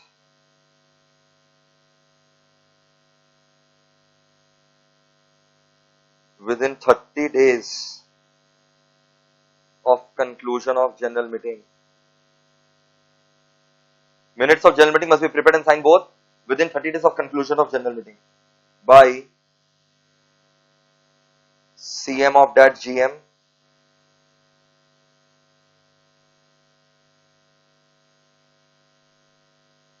but in case of his, अच्छा यहां पर CM of GM कौन है? Mister V. but in case of his incapacity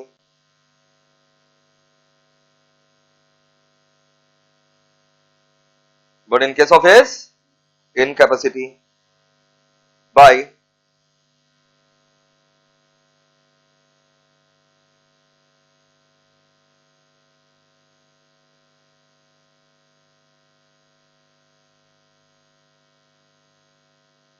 director authorise by board. अगर उसका इनकैपेसिटी है तो by director authorise by board.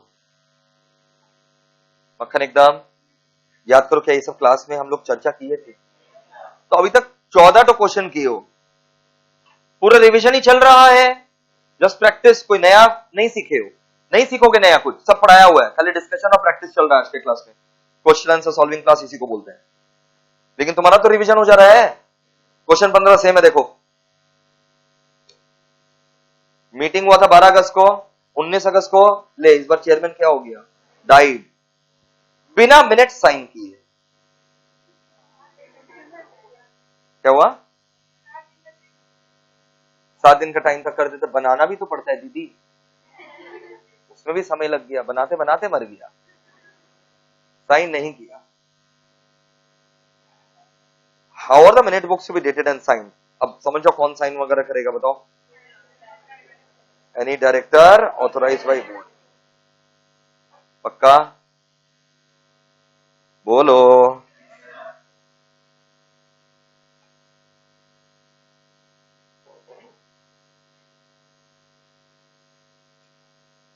देखो क्वेश्चन नंबर 16, डायरेक्टर ने कुछ देखो क्या रेजोल्यूशन पास किया। BOD of A limited, directors of A limited have passed a resolution to the effect no member who is indulging in activities detrimental to the interest of the company be permitted to examine the records or obtain the certified copies thereof। वापस से पढ़ो। Directors of pass resolution मतलब उन्होंने फैसला किया कि किसी भी मेंबर को जो कि बदमाशी कर रहा है, इंटरेस्ट ऑफ द कंपनी के खिलाफ काम कर रहा है, हम लोग कोई रिकॉर्ड नहीं दिखाएंगे।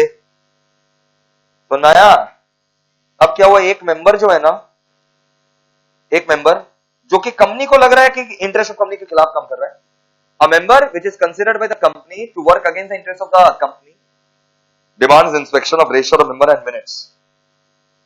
मेरा क्वेश्चन समझ में आया?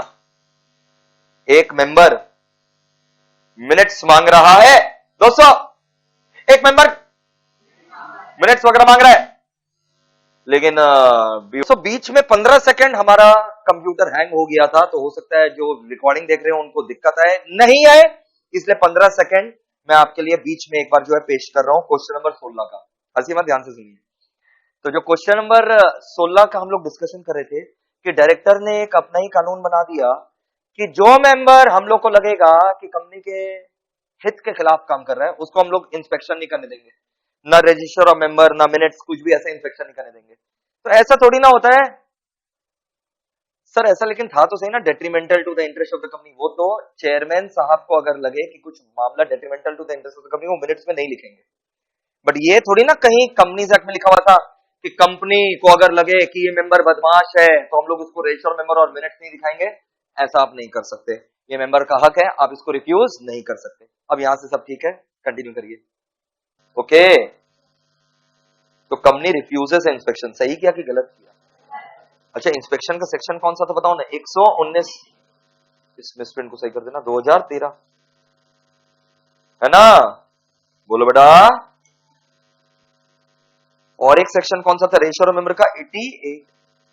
119 किसके लिए था, मिनट्स के लिए, और 88 किसके लिए था, रजिस्टर ऑफ मेंबर, बोलो। 94 भी लिखना, 94 में भी तो था ना इंस्पेक्शन, तो तीनों सेक्शन लिख देना, 119, 88, 94। Final answer, refusal of the company in the present case is legal की इलीगल? कंपनी ने जो मना कर दिया ना, ये इलीगल है।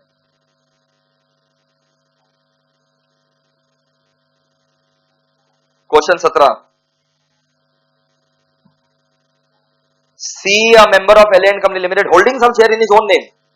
अच्छा, सी हमारे कंपनी का शेयर होल्डर है जिसके ऊपर फाइनल कॉल मनी अभी तक पे, फाइनल कॉल मनी अभी तक पे नहीं हुआ, is denied bye the company voting right on the grounds कि हमारे आर्टिकल्स में ऐसा लिखा हुआ है।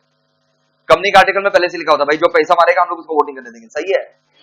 सेक्शन नंबर 106 है ना, companies restriction on C against his voting right is valid as per section 106। अभी तक हम तुमको लिखने के लिए कितना होमवर्क दिए, खाली एक। अभी तक तो सारा डिस्कस कर लिए, होमवर्क खाली एक तो दिए हैं लिखने के लिए। पढ़ो,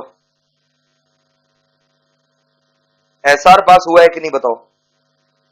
10 voted in favour, 2 against, 4 vote ही नहीं किया। 10 जन फेवर में वोट किया, 2 जन अगेंस्ट में और 4 अब्सटेंड। अब्सटेंड मतलब एब्सेंट नहीं, वोट ही नहीं किया। बोला बाबू हमको समझ में नहीं आ रहा है, हम वोट नहीं करेंगे। जैसे होता है ना क्लास में हम कभी हाथ उठवाते हैं तो गोगा लोग हाथ ही नहीं उठाते, ना फेवर में ना अगेंस्ट में। तो क्या बोल रहा है बाबा, तो 4 जन को मैटर समझ में नहीं आया, they did not vote. SR pass की नॉट पास? हम लोग को एब्सटेन से मतलब नहीं है, votes in favour should be at least 3 times of against. पक्का? अगेंस्ट में कितना है? वोट्स अगेंस्ट कितना है? 2 ना, इनटू 3 टाइम्स बताओ, तो at least 6 votes must be in favour. Votes against 2 into 3 times, at least 6 votes must be in favour. यहां कितना है? Since 10 votes are in favour, so SR pass. Section number बताओ। 114। और एसआर का सेक्शन कौन सा था? 114। At least 6 votes must be in favour, यहां तो 10 वोट फेवर में, सो एसआर पास अंडर सेक्शन 114 कि नॉट पास?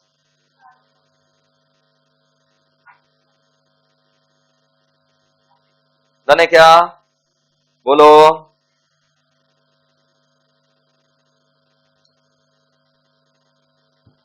क्वेश्चन 19, कंपनी को एक प्रॉक्सी मिला 54 आवर्स पहले। सही है कि खराब है? लेकिन इन लोग ना आर्टिकल्स में दादागिरी कर रहा है, आर्टिकल्स में 60 घंटा लिख करके रखा है।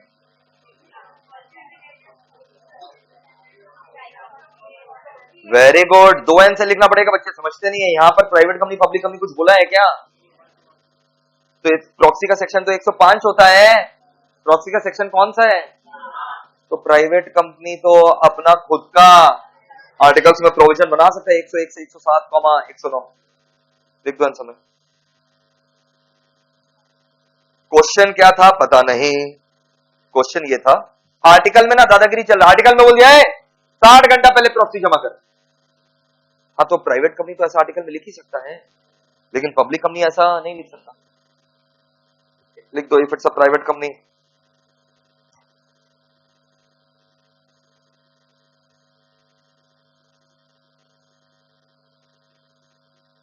its articles can make, फटाफट लिखो, its article can make its own provisions, its articles can make its own provisions relating to, its articles can make its own provisions relating to, its articles can make its own provisions relating to section 101 to 107, 109. Its articles can make its own provisions relating to section 101 to 107, 109. Articles can make its own provisions relating to 101 से 107, 109. 101 से 107, 109. So it can mention 60 hours as a valid time to appoint proxy. So it can mention 60 hours as a valid time to appoint proxy. So it can mention 60 hours as a valid time to appoint proxy. It can mention 60 घंटा as a valid time to appoint proxy.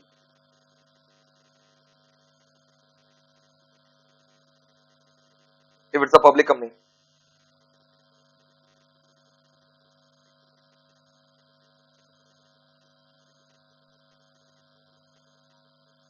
If it's a public company में लिख दो।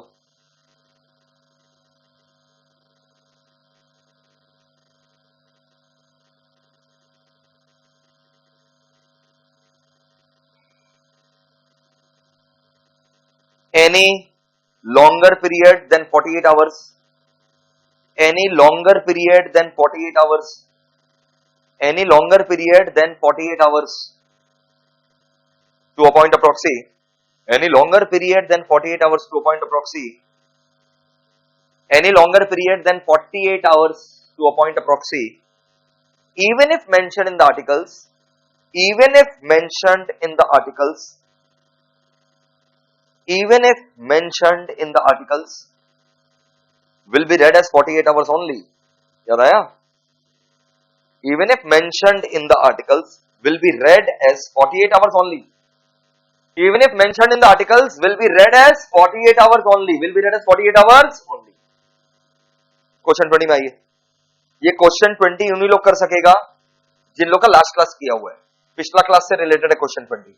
तो जिन लोग का बाकी है उन लोग क्लास करने के बाद कर लेना. हम करवा दे रहे हैं. कंपनी शुड फाइल, एक करेक्ट इनकरेक्ट बोलना है. Company should file it's annual return with in 6 months of close of financial year. तो एनुअल रिटर्न का सेक्शन नंबर बताओ. 92. कितना दिन में जमा करना पड़ता है? 60 डेज ऑफ एजीएम. पक्का? और अगर एजीएम टाइम पर नहीं हुआ तो 60 days of due date of AGM along with the reason why AGM was not held. तो करेक्ट है कि इनकरेक्ट? बोलो ना. फिर ना एक डिविडेंड का क्वेश्चन है. Share holders of the company, ये डिविडेंड चैप्टर में आएगा, अभी तक आया नहीं. कहां पर आएगा? Shareholders of the company can increase the rate of dividend recommended by board. No, incorrect. Dividend में आएगा. खाली अभी सॉल्व कर दो. अगर बोर्ड, सुनो ना क्या होता है नियम. डिविडेंड मिलेगा तो शेयर होल्डर लोग को, बट रेकमेंड बीओडी करता है. अब अगर डायरेक्टर लोग रेकमेंड किया इक्विटी शेयर होल्डर लोग को 10% डिविडेंड, तो क्या शेयर होल्डर लोग उसको बढ़ा देगा? शेयर होल्डर लोग कभी भी बढ़ा नहीं सकते. डिविडेंड मिलेगा किसको? तो उन लोग को अगर डिसाइड करने मिल जाए रेट ऑफ डिविडेंड, तो कंपनी कंगाल हो जाएगा. तो नया, तो जो रेट डायरेक्टर डिसाइड करेगा वो बढ़ाया. अगर डायरेक्टर 10% डिविडेंड रेकमेंड किया है तो शेयर होल्डर लोग क्या उसको बढ़ा सकता है? तो यहां लिखा हुआ था कि शेयर होल्डर लोग जो है ना can increase the rate of dividend recommended by board. ये सही है कि गलत है?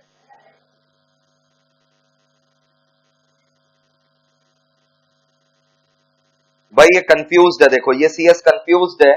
Notice to joint share holders. बताओ किसको भेजेगा? बताओ. पक्का? ये देखो आंसर लिखा हुआ. In case of joint share holder notice will be deemed to be properly serve if it is given to, किसको बताओ ना? First name joint holder. Clear? बढ़ रहे हैं. ये भाई वो प्रॉक्सी वाला है जो अभी हम लोग किए थे ना. तो यहां लिख दो सेम एस. वो प्रॉक्सी का क्वेश्चन मैं बताओ जो बड़ा क्वेश्चन था.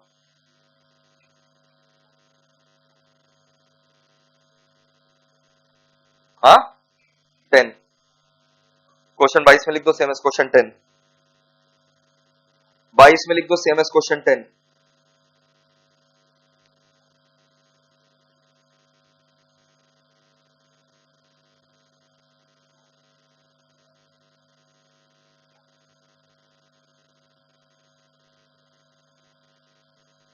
लिख दिया क्या? Same S question 10. इस क्वेश्चन का डेटा जो है ना गायब है, तो ये आप लोग को क्रॉस करना होगा. और इसीलिए मैंने ऐसा क्वेश्चन जो है ना एजीएम का कॉपी में डिक्टेट कर दिया था कि अगर एजीएम टाइम पर नहीं हुआ, अब बाबा एजीएम अगर टाइम पर, तो वैलिड के इनवैलिड. एजीएम मान लो ड्यू डेट के बाद हुआ तो वैलिड तो डिपेंड करेगा कन्वीन, कॉन्स्टिट्यूटेड, कंडक्टेड. भले एजीएम लेट हो रहा है वो फिर भी वैलिड रहेगा अगर कन्वीन है, कॉन्स्टिट्यूटेड है, कंडक्टेड है. खाली क्या लगेगा? फाइन. कितना? 1 लाख प्लस 5,000 पर डे. याद आया?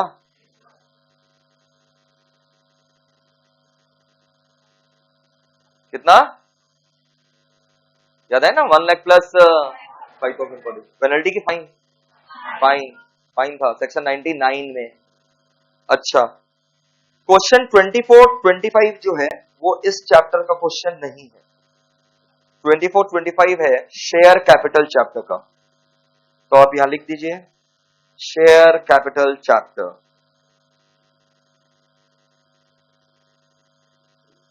24, 25 दोनों ही शेयर कैपिटल चैप्टर के हैं.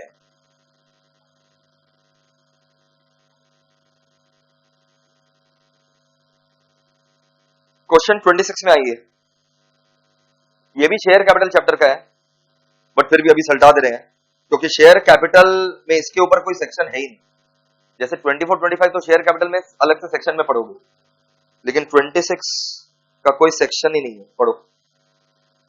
What are the conditions and procedure when shares may be forfeited to the company act 2013. Question वापस से पढ़ लो. क्वेश्चन नंबर 26 क्या बोलना चाह रहा है मेरे बच्चे, एक बार पढ़ ले.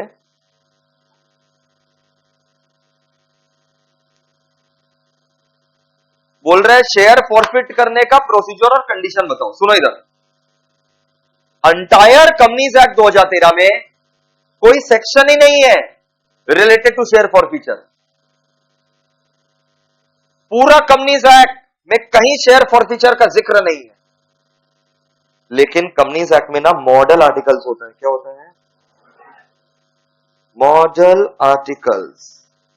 जानियो, मॉडल आर्टिकल्स का एक टेबल एफ है। सर मॉडल आर्टिकल क्या होता है? अरे बाबा क्या लिख रहे हो मेरे प्यारे बच्चे, इतना बड़ा आंसर क्या करोगे फिर? सेक्शन नंबर बताओ। कोई सेक्शन नहीं। शेयर फॉरफीचर का पूरा कंपनी एक्ट में कोई भी सेक्शन, लेकिन उसका एक मॉडल आर्टिकल से टेबल है। जैसे कंपनी लोग अपना अपना आर्टिकल्स ऑफ क्या बनाता है? एसोसिएशन। मान लो किसी कंपनी को अपना आर्टिकल्स बनाने का मन, तो लॉ मेकर्स ने ना मॉडल आर्टिकल बना रखा, आप उसको अडॉप्ट कर सकते हो। If you do not want to make your own articles, model articles adopt कर सकते हो। यू कैन अडॉप्ट मॉडल, आप मॉडल आर्टिकल अडॉप्ट कर सकते हो टेबल एफ वाला। उसको पढ़ करके हम लोग को शेयर फॉरफीचर का कंडीशन पता चलता है। शेयर फॉरफिट करने के लिए ऑब्वियस बात है, सबसे पहले तो क्या होना चाहिए? कॉल से इन एरियर। शेयर फॉरफीचर कब होगा? शेयर होल्डर कुछ कॉल से इन एरियर का रखा है। शेयर फॉरफीचर का फैसला बीआर एट बीएन द्वारा लिया जाता है, क्योंकि अगर शेयर होल्डर को बोला जाए आप लोग वोट करिए, तो बोलेंगे हम लोग कोई पैसा नहीं देंगे, कोई पैसा नहीं देगा, और हम लोग का बिरादरी एक है, शेयर भी फॉरफिट नहीं करेंगे। तो the decision to forfeit the shares can not be taken by the share holder. तुम ही पैसा मारा है और तुम्हारे ऊपर ही छोड़ दे, फॉरफीचर हो कि नहीं हो, तो जीवन में नहीं होगा। शेयर फॉरफीचर का डिसीजन शेयर होल्डर लेगा कि बीओडी, बाईपासिंग, पक्का। उसके बाद ना एक 14 दिन का नोटिस भेजेंगे, एटलीस्ट 14 डेज का क्या भेजेंगे शेयर होल्डर को, कि भाई लास्ट वार्निंग दे रहे हैं। उस नोटिस में लिखा हुआ रहेगा भाई लास्ट अल्टीमेटम दे रहे हैं, अपना कॉल इन एरियर क्लियर कर दो। 14 दिन का टाइम दे रहे हैं तुमको। क्या ज्यादा टाइम दे सकते हैं? हाँ, लेकिन कम से कम नोटिस भेजो और उसको एटलीस्ट 14 दिन का टाइम दो शेयर होल्डर को, कि अपना कॉल इन एरियर क्लियर कर दो। और उसको बता दो अगर नहीं क्लियर किया तो शेयर फॉरफिट कर देंगे, ये बता दो, नोटिस में लिखा हुआ रहना चाहिए। कितना सम ड्यू है बता दो, उसको 14 दिन का टाइम दे दो कम से कम। और साफ साफ बता दो, अगर 14 दिन में तुमने ये रुपया, कितना रुपया बाकी है बता दिया, कब तक देना बता दिया, नहीं दिया तो शेयर फॉरफिट, ये बता दो नोटिस। क्लियर? क्या can the shares be forfeited as per model articles table F? If there is some, then we can pass, give at least 14 days notice to किसको, और उसका शेयर क्या कर दो? फॉरफिट। क्लियर? अब इसके ऊपर केस स्टडी का नाम है Naresh Chandra Sanyal versus Calcutta stock exchange association limited. बोलो, Naresh Chandra Sanyal versus Calcutta stock exchange association limited. इसमें भी यही हुआ था, कोर्ट ने बोला था कि हाँ मॉडल आर्टिकल्स को फॉलो करके शेयर फॉरफिट किया जा सकता है बाय फॉलोइंग मॉडल आर्टिकल्स। तो ये क्वेश्चन, ये सब जो है ना गोल्डन माइंस है, गोल्ड माइंस है, ये सब एग्जाम में आज तक नहीं पूछा गया, एक भी बार नहीं पूछा गया। तुम भी तो एग्जाम एक बार भी नहीं दिया है, तुम्हारे साथ ही डेब्यू करेगा ये क्वेश्चन, दोनों का पहला बार रहेगा। तो मेरा क्वेश्चन बैंक जो है ना, बहुत ही रिसर्च के बाद मैंने ये क्वेश्चन बैंक डेवलप किया। इसमें पास्ट एग्जाम के सारे क्वेश्चन कवर हो जाते हैं, जो इंस्टीट्यूट का मैट है वो सारे क्वेश्चन कवर हो जाते हैं। इंस्टीट्यूट का मैट सीए, सीएस, सीएमए सारा इंस्टीट्यूट का मैंने क्वेश्चन डाला, नहीं समझ आया, ताकि और बच्चों के लिए प्रैक्टिस हो जाए। और जो मेरे को अच्छा लगता है प्रोबेबल क्वेश्चंस, कोई केस हो रखा है तो केस के ऊपर भी मैं क्वेश्चन बना करके डाल देता हूं। देखो, shares can be forfeited if the following conditions are, क्या बताओ, फुलफिल्ड।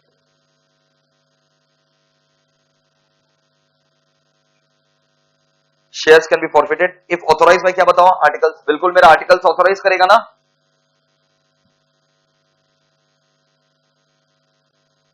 केस का नाम बताओ, नरेश, हाईलाइट कर दो केस का नाम, Naresh Chandra Sanyal versus Calcutta stock exchange association. वो सब कुछ नहीं मार्क करना है, सीधा यहां पर आओ प्रोसीजर में। Procedure is to be followed is laid down in table number, कौन सा बताओ? ए बेटा, procedure to be followed is laid down in table number कौन सा बताना?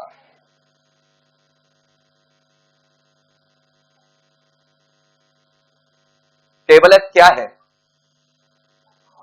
Model articles of a company limited by share की गारंटी। बेटा शेयर फॉर फ्यूचर का बात हो रहा है ना, तो शेयर तो होना चाहिए ना बाबू। सर ऐसा आपके मेन मैट में है? ऐसा कुछ नहीं है जो मेरे मेन मैट में नहीं है। देखो पूरा लाइन बाय लाइन टेबल ऐसे लेकर के दिखेगा। अरे क्यों मैट खोल रहे हो? देखो ना यार, मैट खोल करके क्या हो जाएगा? याद हो जाएगा जब चैप्टर रहेगा तब ना होगा। ये देख, जितना भी एमओ एंड एओ है सब शेड्यूल नंबर कौन सा में? तुमको पता है एक्ट में टोटल कितना शेड्यूल बनाया हुआ है? 7।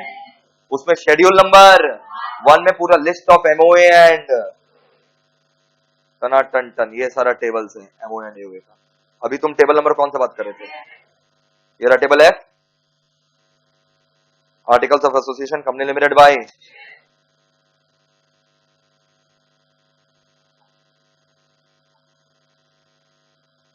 ऑफ शेड्यूल नंबर कौन सा? 1। अब देखो उसमें क्या प्रोसेस है।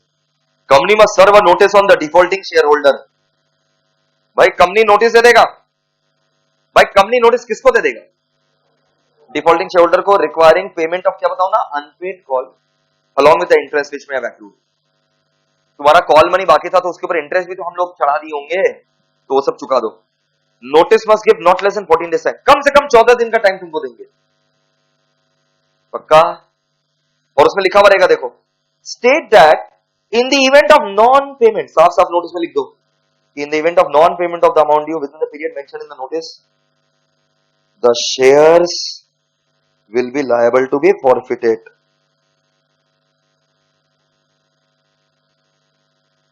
अच्छा क्या नोटिस में एग्जैक्ट अमाउंट लिखा हुआ रहेगा जितना हम पाते हैं?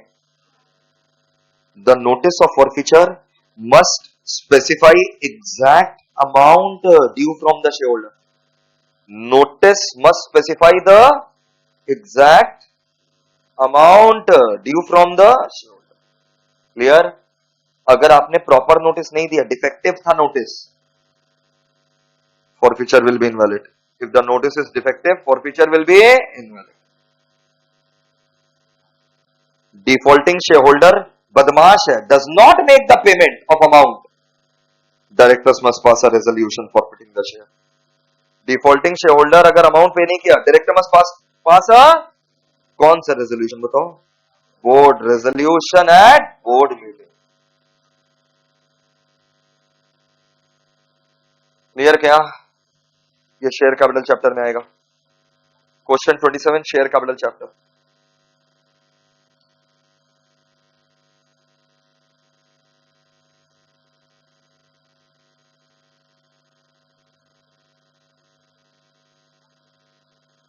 Can AGM be held on national holiday? बोलो क्या दो केस बोलो? संडे बेटा मदिरा पान करके नेशनल हॉलिडे बोल रहे, पब्लिक हॉलिडे थोड़ी ना बोल रहे। पब्लिक हॉलिडे बोलता तब तुम बोलते कि भाई संडे है तो कर लेंगे, नेशनल हॉलिडे तो नहीं। लेकिन यहाँ पब्लिक हॉलिडे थोड़ी ना, यहाँ तो बोल दिया नेशनल हॉलिडे। सेक्शन 8 कंपनी कर सकता है, नहीं याद आया? सेक्शन 8 कंपनी को तो एग्जेम्पशन है कि वो बोले थे ना चैरिटेबल कंपनी, वो नेशनल हॉलिडे को भी कर सकता है अगर उसका शेयर होल्डर लोग चाहे तो। Very good, very good Harshita, रहेंगे तेरा। और एक चीज, अगर नोटिस भेजने के बाद, नोटिस भेजने के अगर सेंट्रल गवर्नमेंट ने किसी दिन को नोटिफाई किया एज अ नेशनल हॉलिडे तो भी तो कर सकते हैं, क्योंकि मेरा तो नोटिस जा चुका, टास्क में किए थे ऐसा। मेरे को तो डेट भी याद है, 11 अगस्त डेट था, नोटिस जा चुका था और फिर उन लोग 11 अगस्त को अचानक से नेशनल हॉलिडे बोल दिया। करेंगे कि नहीं करेंगे? दो केस में नेशनल हॉलिडे को कर सकते हैं।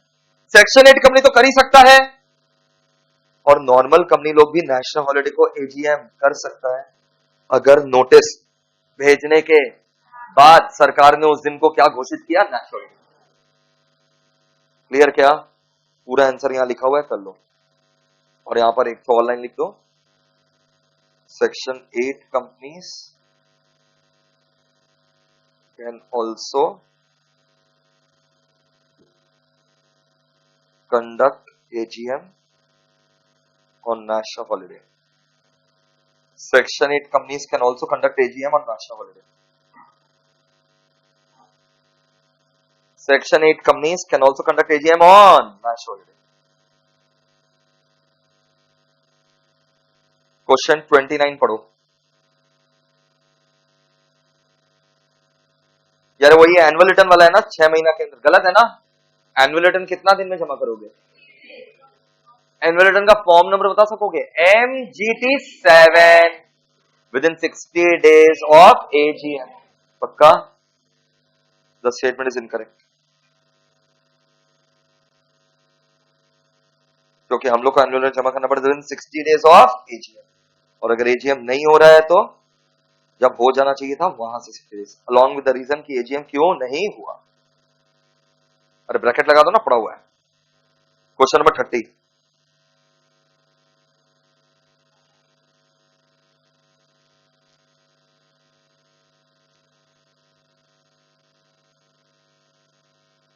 पढ़ो question number 30।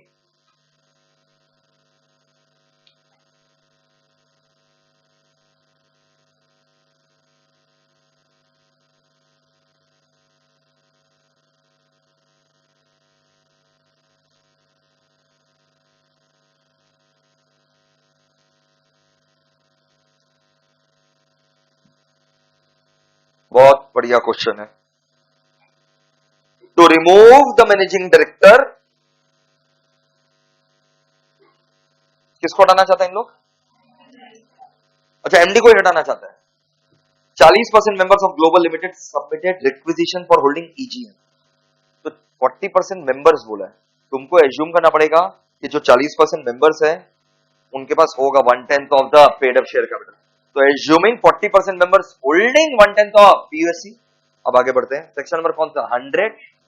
They are eligible to request for EGM. बोलो तो रीजन क्या है? रीजन क्या है? आप ईजीएम रिक्वेस्ट कर रहे, रीजन क्या? बोला तो तेरे को हटाना रे, एमडी तेरे को हटाना है। क्लास में ऐसा भी चर्चा हुआ था। रीजन क्या है? बोला तुमको हटाना है एमडी को।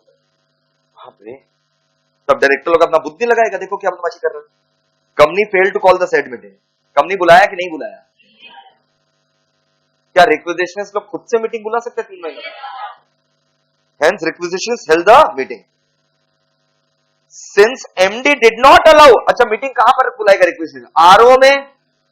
एमडी ऐसे दरवाजे पे खड़े हो गए, नहीं घुसने देंगे क्योंकि उसी को हटाना था। Since MD did not allow the holding of meeting at RO, the said meeting was held at some other place. उन लोग कहीं और कर लिया। एक सेकेंड, क्या इन लोग के पास 1/10 ऑफ पीयूएससी था? Assuming 40% members are holding at least 1/10 of POC, BOD should have taken steps within. BOD should have taken steps within 21 days. Take steps within, so that the meeting is conducted within 45 days. नहीं तो उन लोग खुद से 3 महीना के अंदर meeting बुला सकता है। बुलाया कि नहीं बुलाया? बुलाया 3 महीना के अंदर। कहां पर? आरओ। एमडी घुसने नहीं दिया तो उन लोग कहीं और कर लिया और रेजोल्यूशन पास कर दिया कि हटा एमडी को। सुप्रीम कोर्ट का जजमेंट आया आर चेतियार वर्सेस एम चेतियार में। किसका नाम है? आर चेतियार वर्सेस एम चेतियार में। सुनो सुप्रीम कोर्ट क्या बोला कि अगर आपको आरओ में घुसने नहीं दिया गया ना, आप कहीं और मीटिंग किए ना, सही किए, वैलिड माना जाएगा। और ये एमडी को रिमूव करके अच्छा किए, वैलिड है। सीधा यहां से मेन लाइन मार्क करो। Where a meeting is called by requisitionist and the registrar office is not available to them, आपने नहीं दिया उसको आरओ में मीटिंग करने। It was decided in R Chetiyar versus M Chetiyar that the meeting may be held anywhere else. जबरदस्त, समझ में आया? Hence the meeting with the resolution removing MD shall be valid.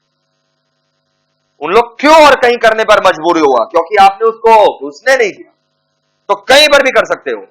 अरे कहीं पर भी, एनीवेयर सुप्रीम कोर्ट बोला, Mars पे भी कर लो तो वैलिड मान लेंगे, क्योंकि वो बेचारा लोग तो आरओ में आया था करने।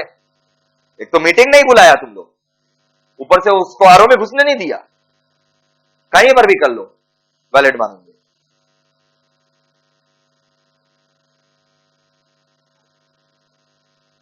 क्लियर है क्या बेटा? क्वेश्चन 31 में यहीं पर बगल में सॉल्व करते जाना।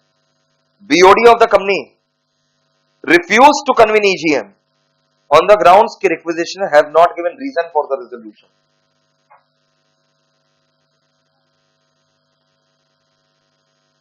रेजोल्यूशन क्या पास करना है वो तो बता ही दिया, बता दिया एमडी को हटाना है, क्यों हटाना है वो नहीं बताया, तो वो तो नहीं बताना है। हे भगवान, मीटिंग का रीजन बताना है, समझो बहुत पोपट करने वाला क्वेश्चन है। आप ईजीएम क्यों रिक्वेस्ट कर रहे हो उसका रीजन बताना है। वापस से बोलो, आप ईजीएम क्यों रिक्वेस्ट कर रहे हो उसका रीजन बताना है। बताओ उसका रीजन क्या है, एमडी को हटाना है, क्यों हटाना है, रीजन दो। वो सब थोड़ी ना बताना है। हे भगवान, तो बीओडी सही है कि गलत है? बीओडी ने मना कर दिया। वापस से सुन लो, आप मीटिंग क्यों बुलाना रिक्वेस्ट कर रहे हो उसका रीजन बताना। मीटिंग का रिक्वेस्ट करने का रीजन क्या है, एमडी को हटाना, उसका रीजन बताओ। वो बताने का दरकार नहीं है। तो ये तो बीओडी का बदमाशी है कि नहीं बुलाया उसने मीटिंग। बोलो ना, लिख दो BOD is wrong.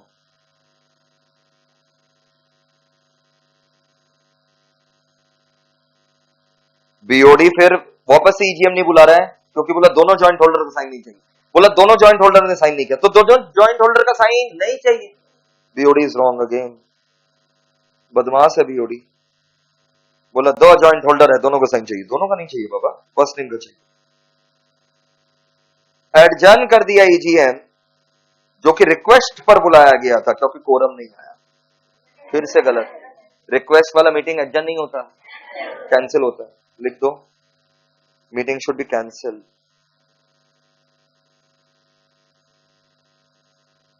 Meeting should be cancel.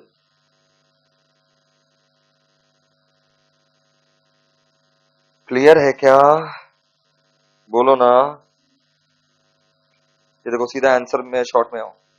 Point number 1, BOD can not refuse ना, बीओडी गलत था ना, उसको रिफ्यूज नहीं करना चाहिए था। पॉइंट नंबर 2 में BOD has no right to refuse, यहां पर भी क्योंकि एक जन का साइन चलता। बोलो बेटा, और ये वाला क्या होना चाहिए था, कैंसिल। मेन पॉइंट को मार्क कर लो। सर ये सेक्शन नंबर 19103 ना बेटा, 19 मिसप्रिंट है। अगर 19103 सेक्शन होता ना तो फीस ज्यादा रहता। 19 को काट दो, यहां पर भी 18 को काट दो।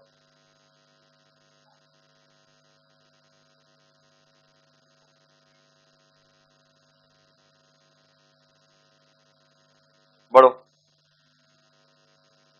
What are requirements of a valid general meeting? valid general meeting का रिक्वायरमेंट बताओ। Properly convene, properly constituted, properly conducted. कब पढ़ेंगे बेटा? कॉपी में लिखवाओ, इंट्रोडक्शन क्लास में ब्रैकेट लगा दो ये 300। डन है? कुछ लोग इसको ना प्रॉपर्ली ना कन्वेड बोलते हैं, ऐसी भी हस्तियां हैं, ऐसे भी लोग हैं। नहीं समझ में आया भाई? प्रॉपर्ली कन्वेड नहीं होता, कन्वेंड होता है। हाँ बोले।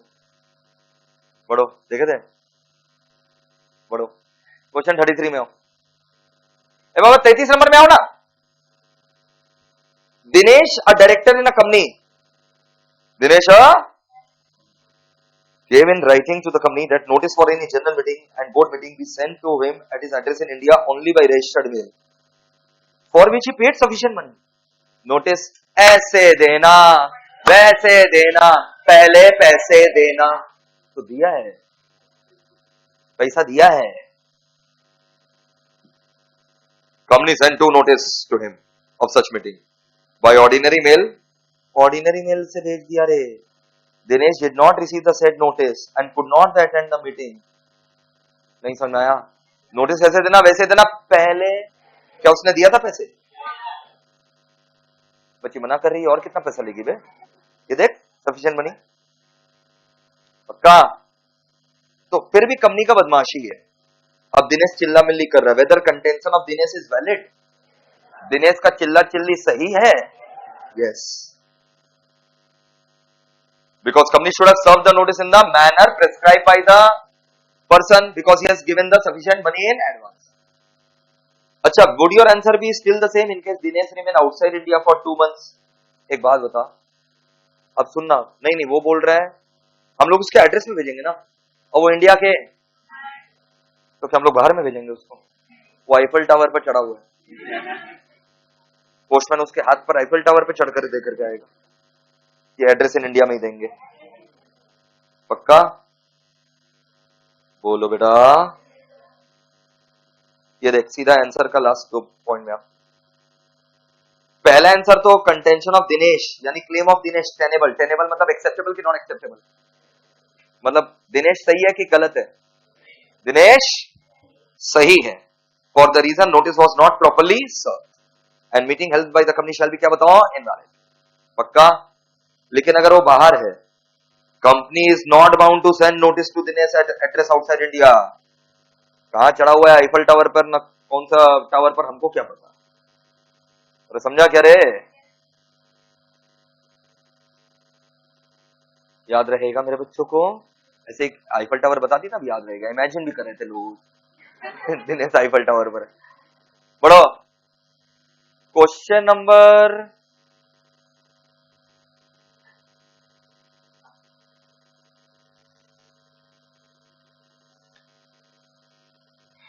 33 तक हो गया ना रे?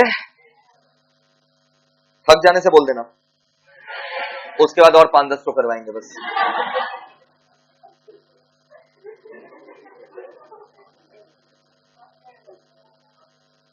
क्वेश्चन 34 खाली एक बार रीड कर लेना है, बहुत सिंपल है।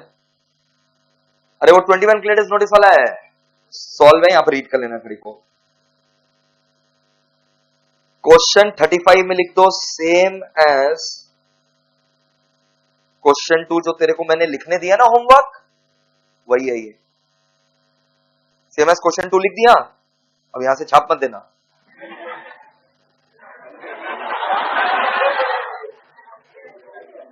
नहीं गलत है ना, ऐसा मत करना।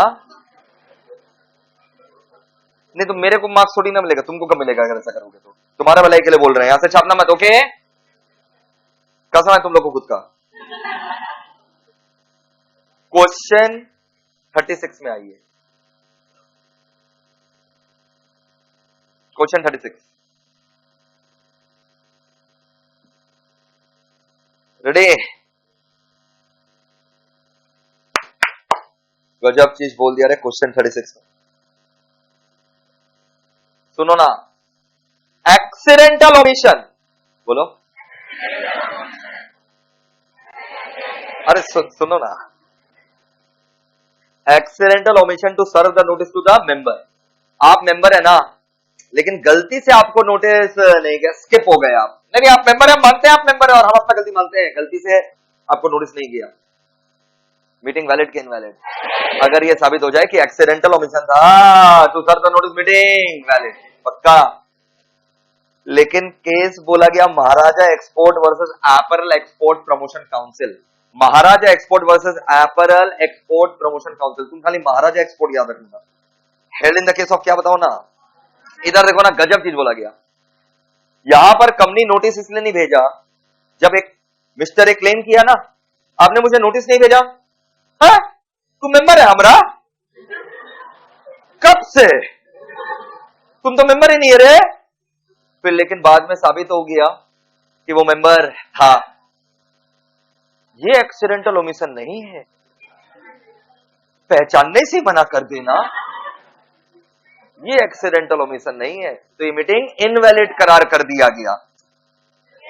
एक होता है हाँ हाँ आप मेरे मेंबर है, गलती हो गई, हम लोग गलती मानते हैं, एक्सीडेंटल ओमिशन हो गया, ऐसा कोई इंटेंशन नहीं था, तो मीटिंग वैलिड।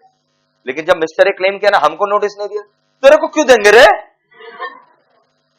तो मेंबर थोड़ी ना है। लेकिन फिर वो साबित कर दिया कोर्ट में कि वो मेंबर है। कंपनी ने रेशो और मेंबर में उसका नाम नहीं डाला था, लेकिन वो साबित कर दिया कि वो मेंबर है। तब मीटिंग क्या हो जाएगा? इनवैलिड। और हल्का करते तुम्हारे लिए, जीवन भर याद रहेगा। कभी तुम लोग भाई बहन लोग मिलकर के खाना खाया है? सब भाई बहन लोग मिलकर के एक साथ, अरे होता था ना जब बड़ा फैमिली भाई बहन लोग मिलकर के, कभी ना कभी तो हुआ होगा बचपन में। हाथ जोड़ो जिन लोगों के साथ हुआ है। और कभी ऐसा हुआ है मम्मी आप लोग को खाना परोस रही और आपको छूट गया हो खाना परोसना बाई चांस? अरे बोलो, हुआ है ना? तो वो एक्सीडेंटल ओमिशन बर्दाश्त है, गलती से छूट गया। लेकिन आपकी मम्मी आपको बोले तुमको क्यों दे, तुम तो हम लोग का नहीं है रे, कहां से आए रे? ये बर्दाश्त नहीं किया जाएगा। तुमको तो कल ट्रैफिक सिग्नल पे देखे थे, आज कहां से आ गया, घर आ गया। ये एक्सीडेंटल ओमिशन नहीं है, इट हर्ट्स। गलती से मम्मी रोटी नहीं दी, चलो कोई बात, लेकिन पहचानने से मना कर दी, बोले तुम हमारा थोड़ी ना है, तो ये बर्दाश्त नहीं कर रहे। वैसे यहां पर हो रहा है, मेंबर को आपने गलती से नोटिस नहीं दिया चलेगा, पहचानने से मना कर दिया नहीं चल। गजब ढंग से समझाया बेटा, पक्का बोलो ना। देखो सीधा यहां पर हो, हाँ एक्सीडेंटल ओमिशन अगर हो या non receipt of notice by any member हो, any accidental omission or non-receipt of notice by any member shall not invalidate the proceedings of the meeting. It shall not invalidate the proceedings of the meeting. मतलब meeting क्या रहेगा, valid. It shall not make it invalid because it was an accidental omission. लेकिन महाराजा export में क्या बोला, however omission to serve the notice, omission to serve the notice of meeting on a member on the mistaken ground that he is not a shareholder. तुमको रोटी इसलिए नहीं दी है क्योंकि तुम मेरा बच्चा ही नहीं है, लेकिन बाद में साबित हो गया है, cannot be said to be an accidental omission. ये accidental omission नहीं माना जाएगा। क्लियर क्या? Maharaja export versus apparel export promotion council, तुम खाली महाराजा एक्सपोर्ट याद कर लेना, हो जाएगा। बढ़ो, अब यहां से बहुत सारा सेम रिपीट हुआ है, ये लिख दो क्वेश्चन, रुक जा फ्री, अरे तो डिक्टेट किया था ना अभी क्वेश्चन 3, अरे स्वेट इक्विटी वाला, तो लिख दो क्वेश्चन 3, अरे लिख दिया क्या? 38 को गोला करो, हम पढ़ाएंगे नेक्स्ट क्लास, हम नेक्स्ट क्लास पढ़ाएंगे, मेरा बाकी है 38, खुद से नहीं पढ़ना, हम पढ़ाएंगे।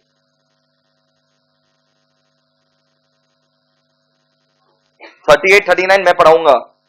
40 में आओ, लिख दो क्वेश्चन 1, 40 में क्वेश्चन नंबर 1 टिक लगा दो। क्वेश्चन 1 क्या था? क्वेश्चन 1 याद है? अल अमीन सिट्रन लिमिटेड, सेक्रेटरी दिया हुआ नोटिस क्या हो जाएगा? इनवैलिड। अल अमीन सिट्रन लिमिटेड में बोला क्या सेक्रेटरी द्वारा इशू किया हुआ नोटिस इनवैलिड, लेकिन हुपर वर्सेस कार्लस्वर्थ एंड कंपनी में बोला रेटिफाई कर दो तो वैलिड। क्लियर है क्या? क्वेश्चन नंबर 41 को टिक लगाओ, इसमें कुछ कुछ एग्जांपल मांगा ऑर्डिनरी बिजनेस का। एग्जांपल क्या? तुम तो पूरा लिस्ट दे दोगे, बोलो बेशर्मो ऑर्डिनरी बिजनेस कितना होता है? ये 4 क्या है? ऑर्डिनरी, बाद बाकी सब क्या है? स्पेशल। 42 में बोला कोरम क्या होता है? पूरा 103 ठोक देना, समझा क्या? टिक लगा दो, हम पढ़ा चुके हैं। 43 ये अभी हम लोग किए थे थोड़े पहले, वो 7 मेंबर वाला था ना रे। क्वेश्चन नंबर पता कौन सा था? क्वेश्चन 4 था क्या? 4 या 5 में से पूछता। क्वेश्चन 4 लिख दो, 43 में क्वेश्चन 4।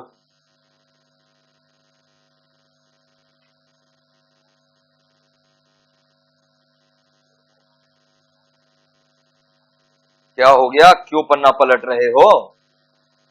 43 तक ही पहुंचे हैं।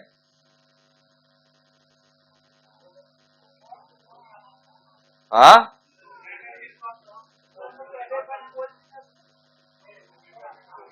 कहां पांदस्त हो गया थकने के बाद?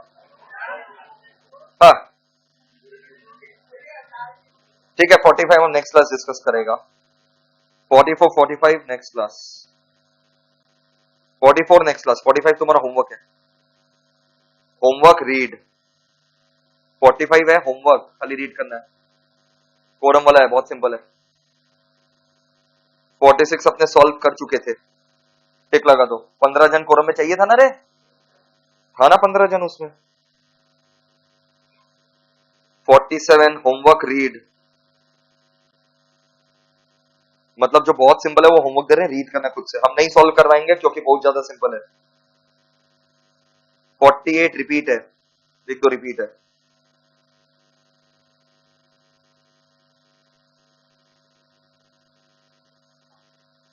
49 टिक लगा दो, 50 टिक लगाओ, जो जो टिक लगा रहा है मतलब तुमको रीड करना है। 51 टिक,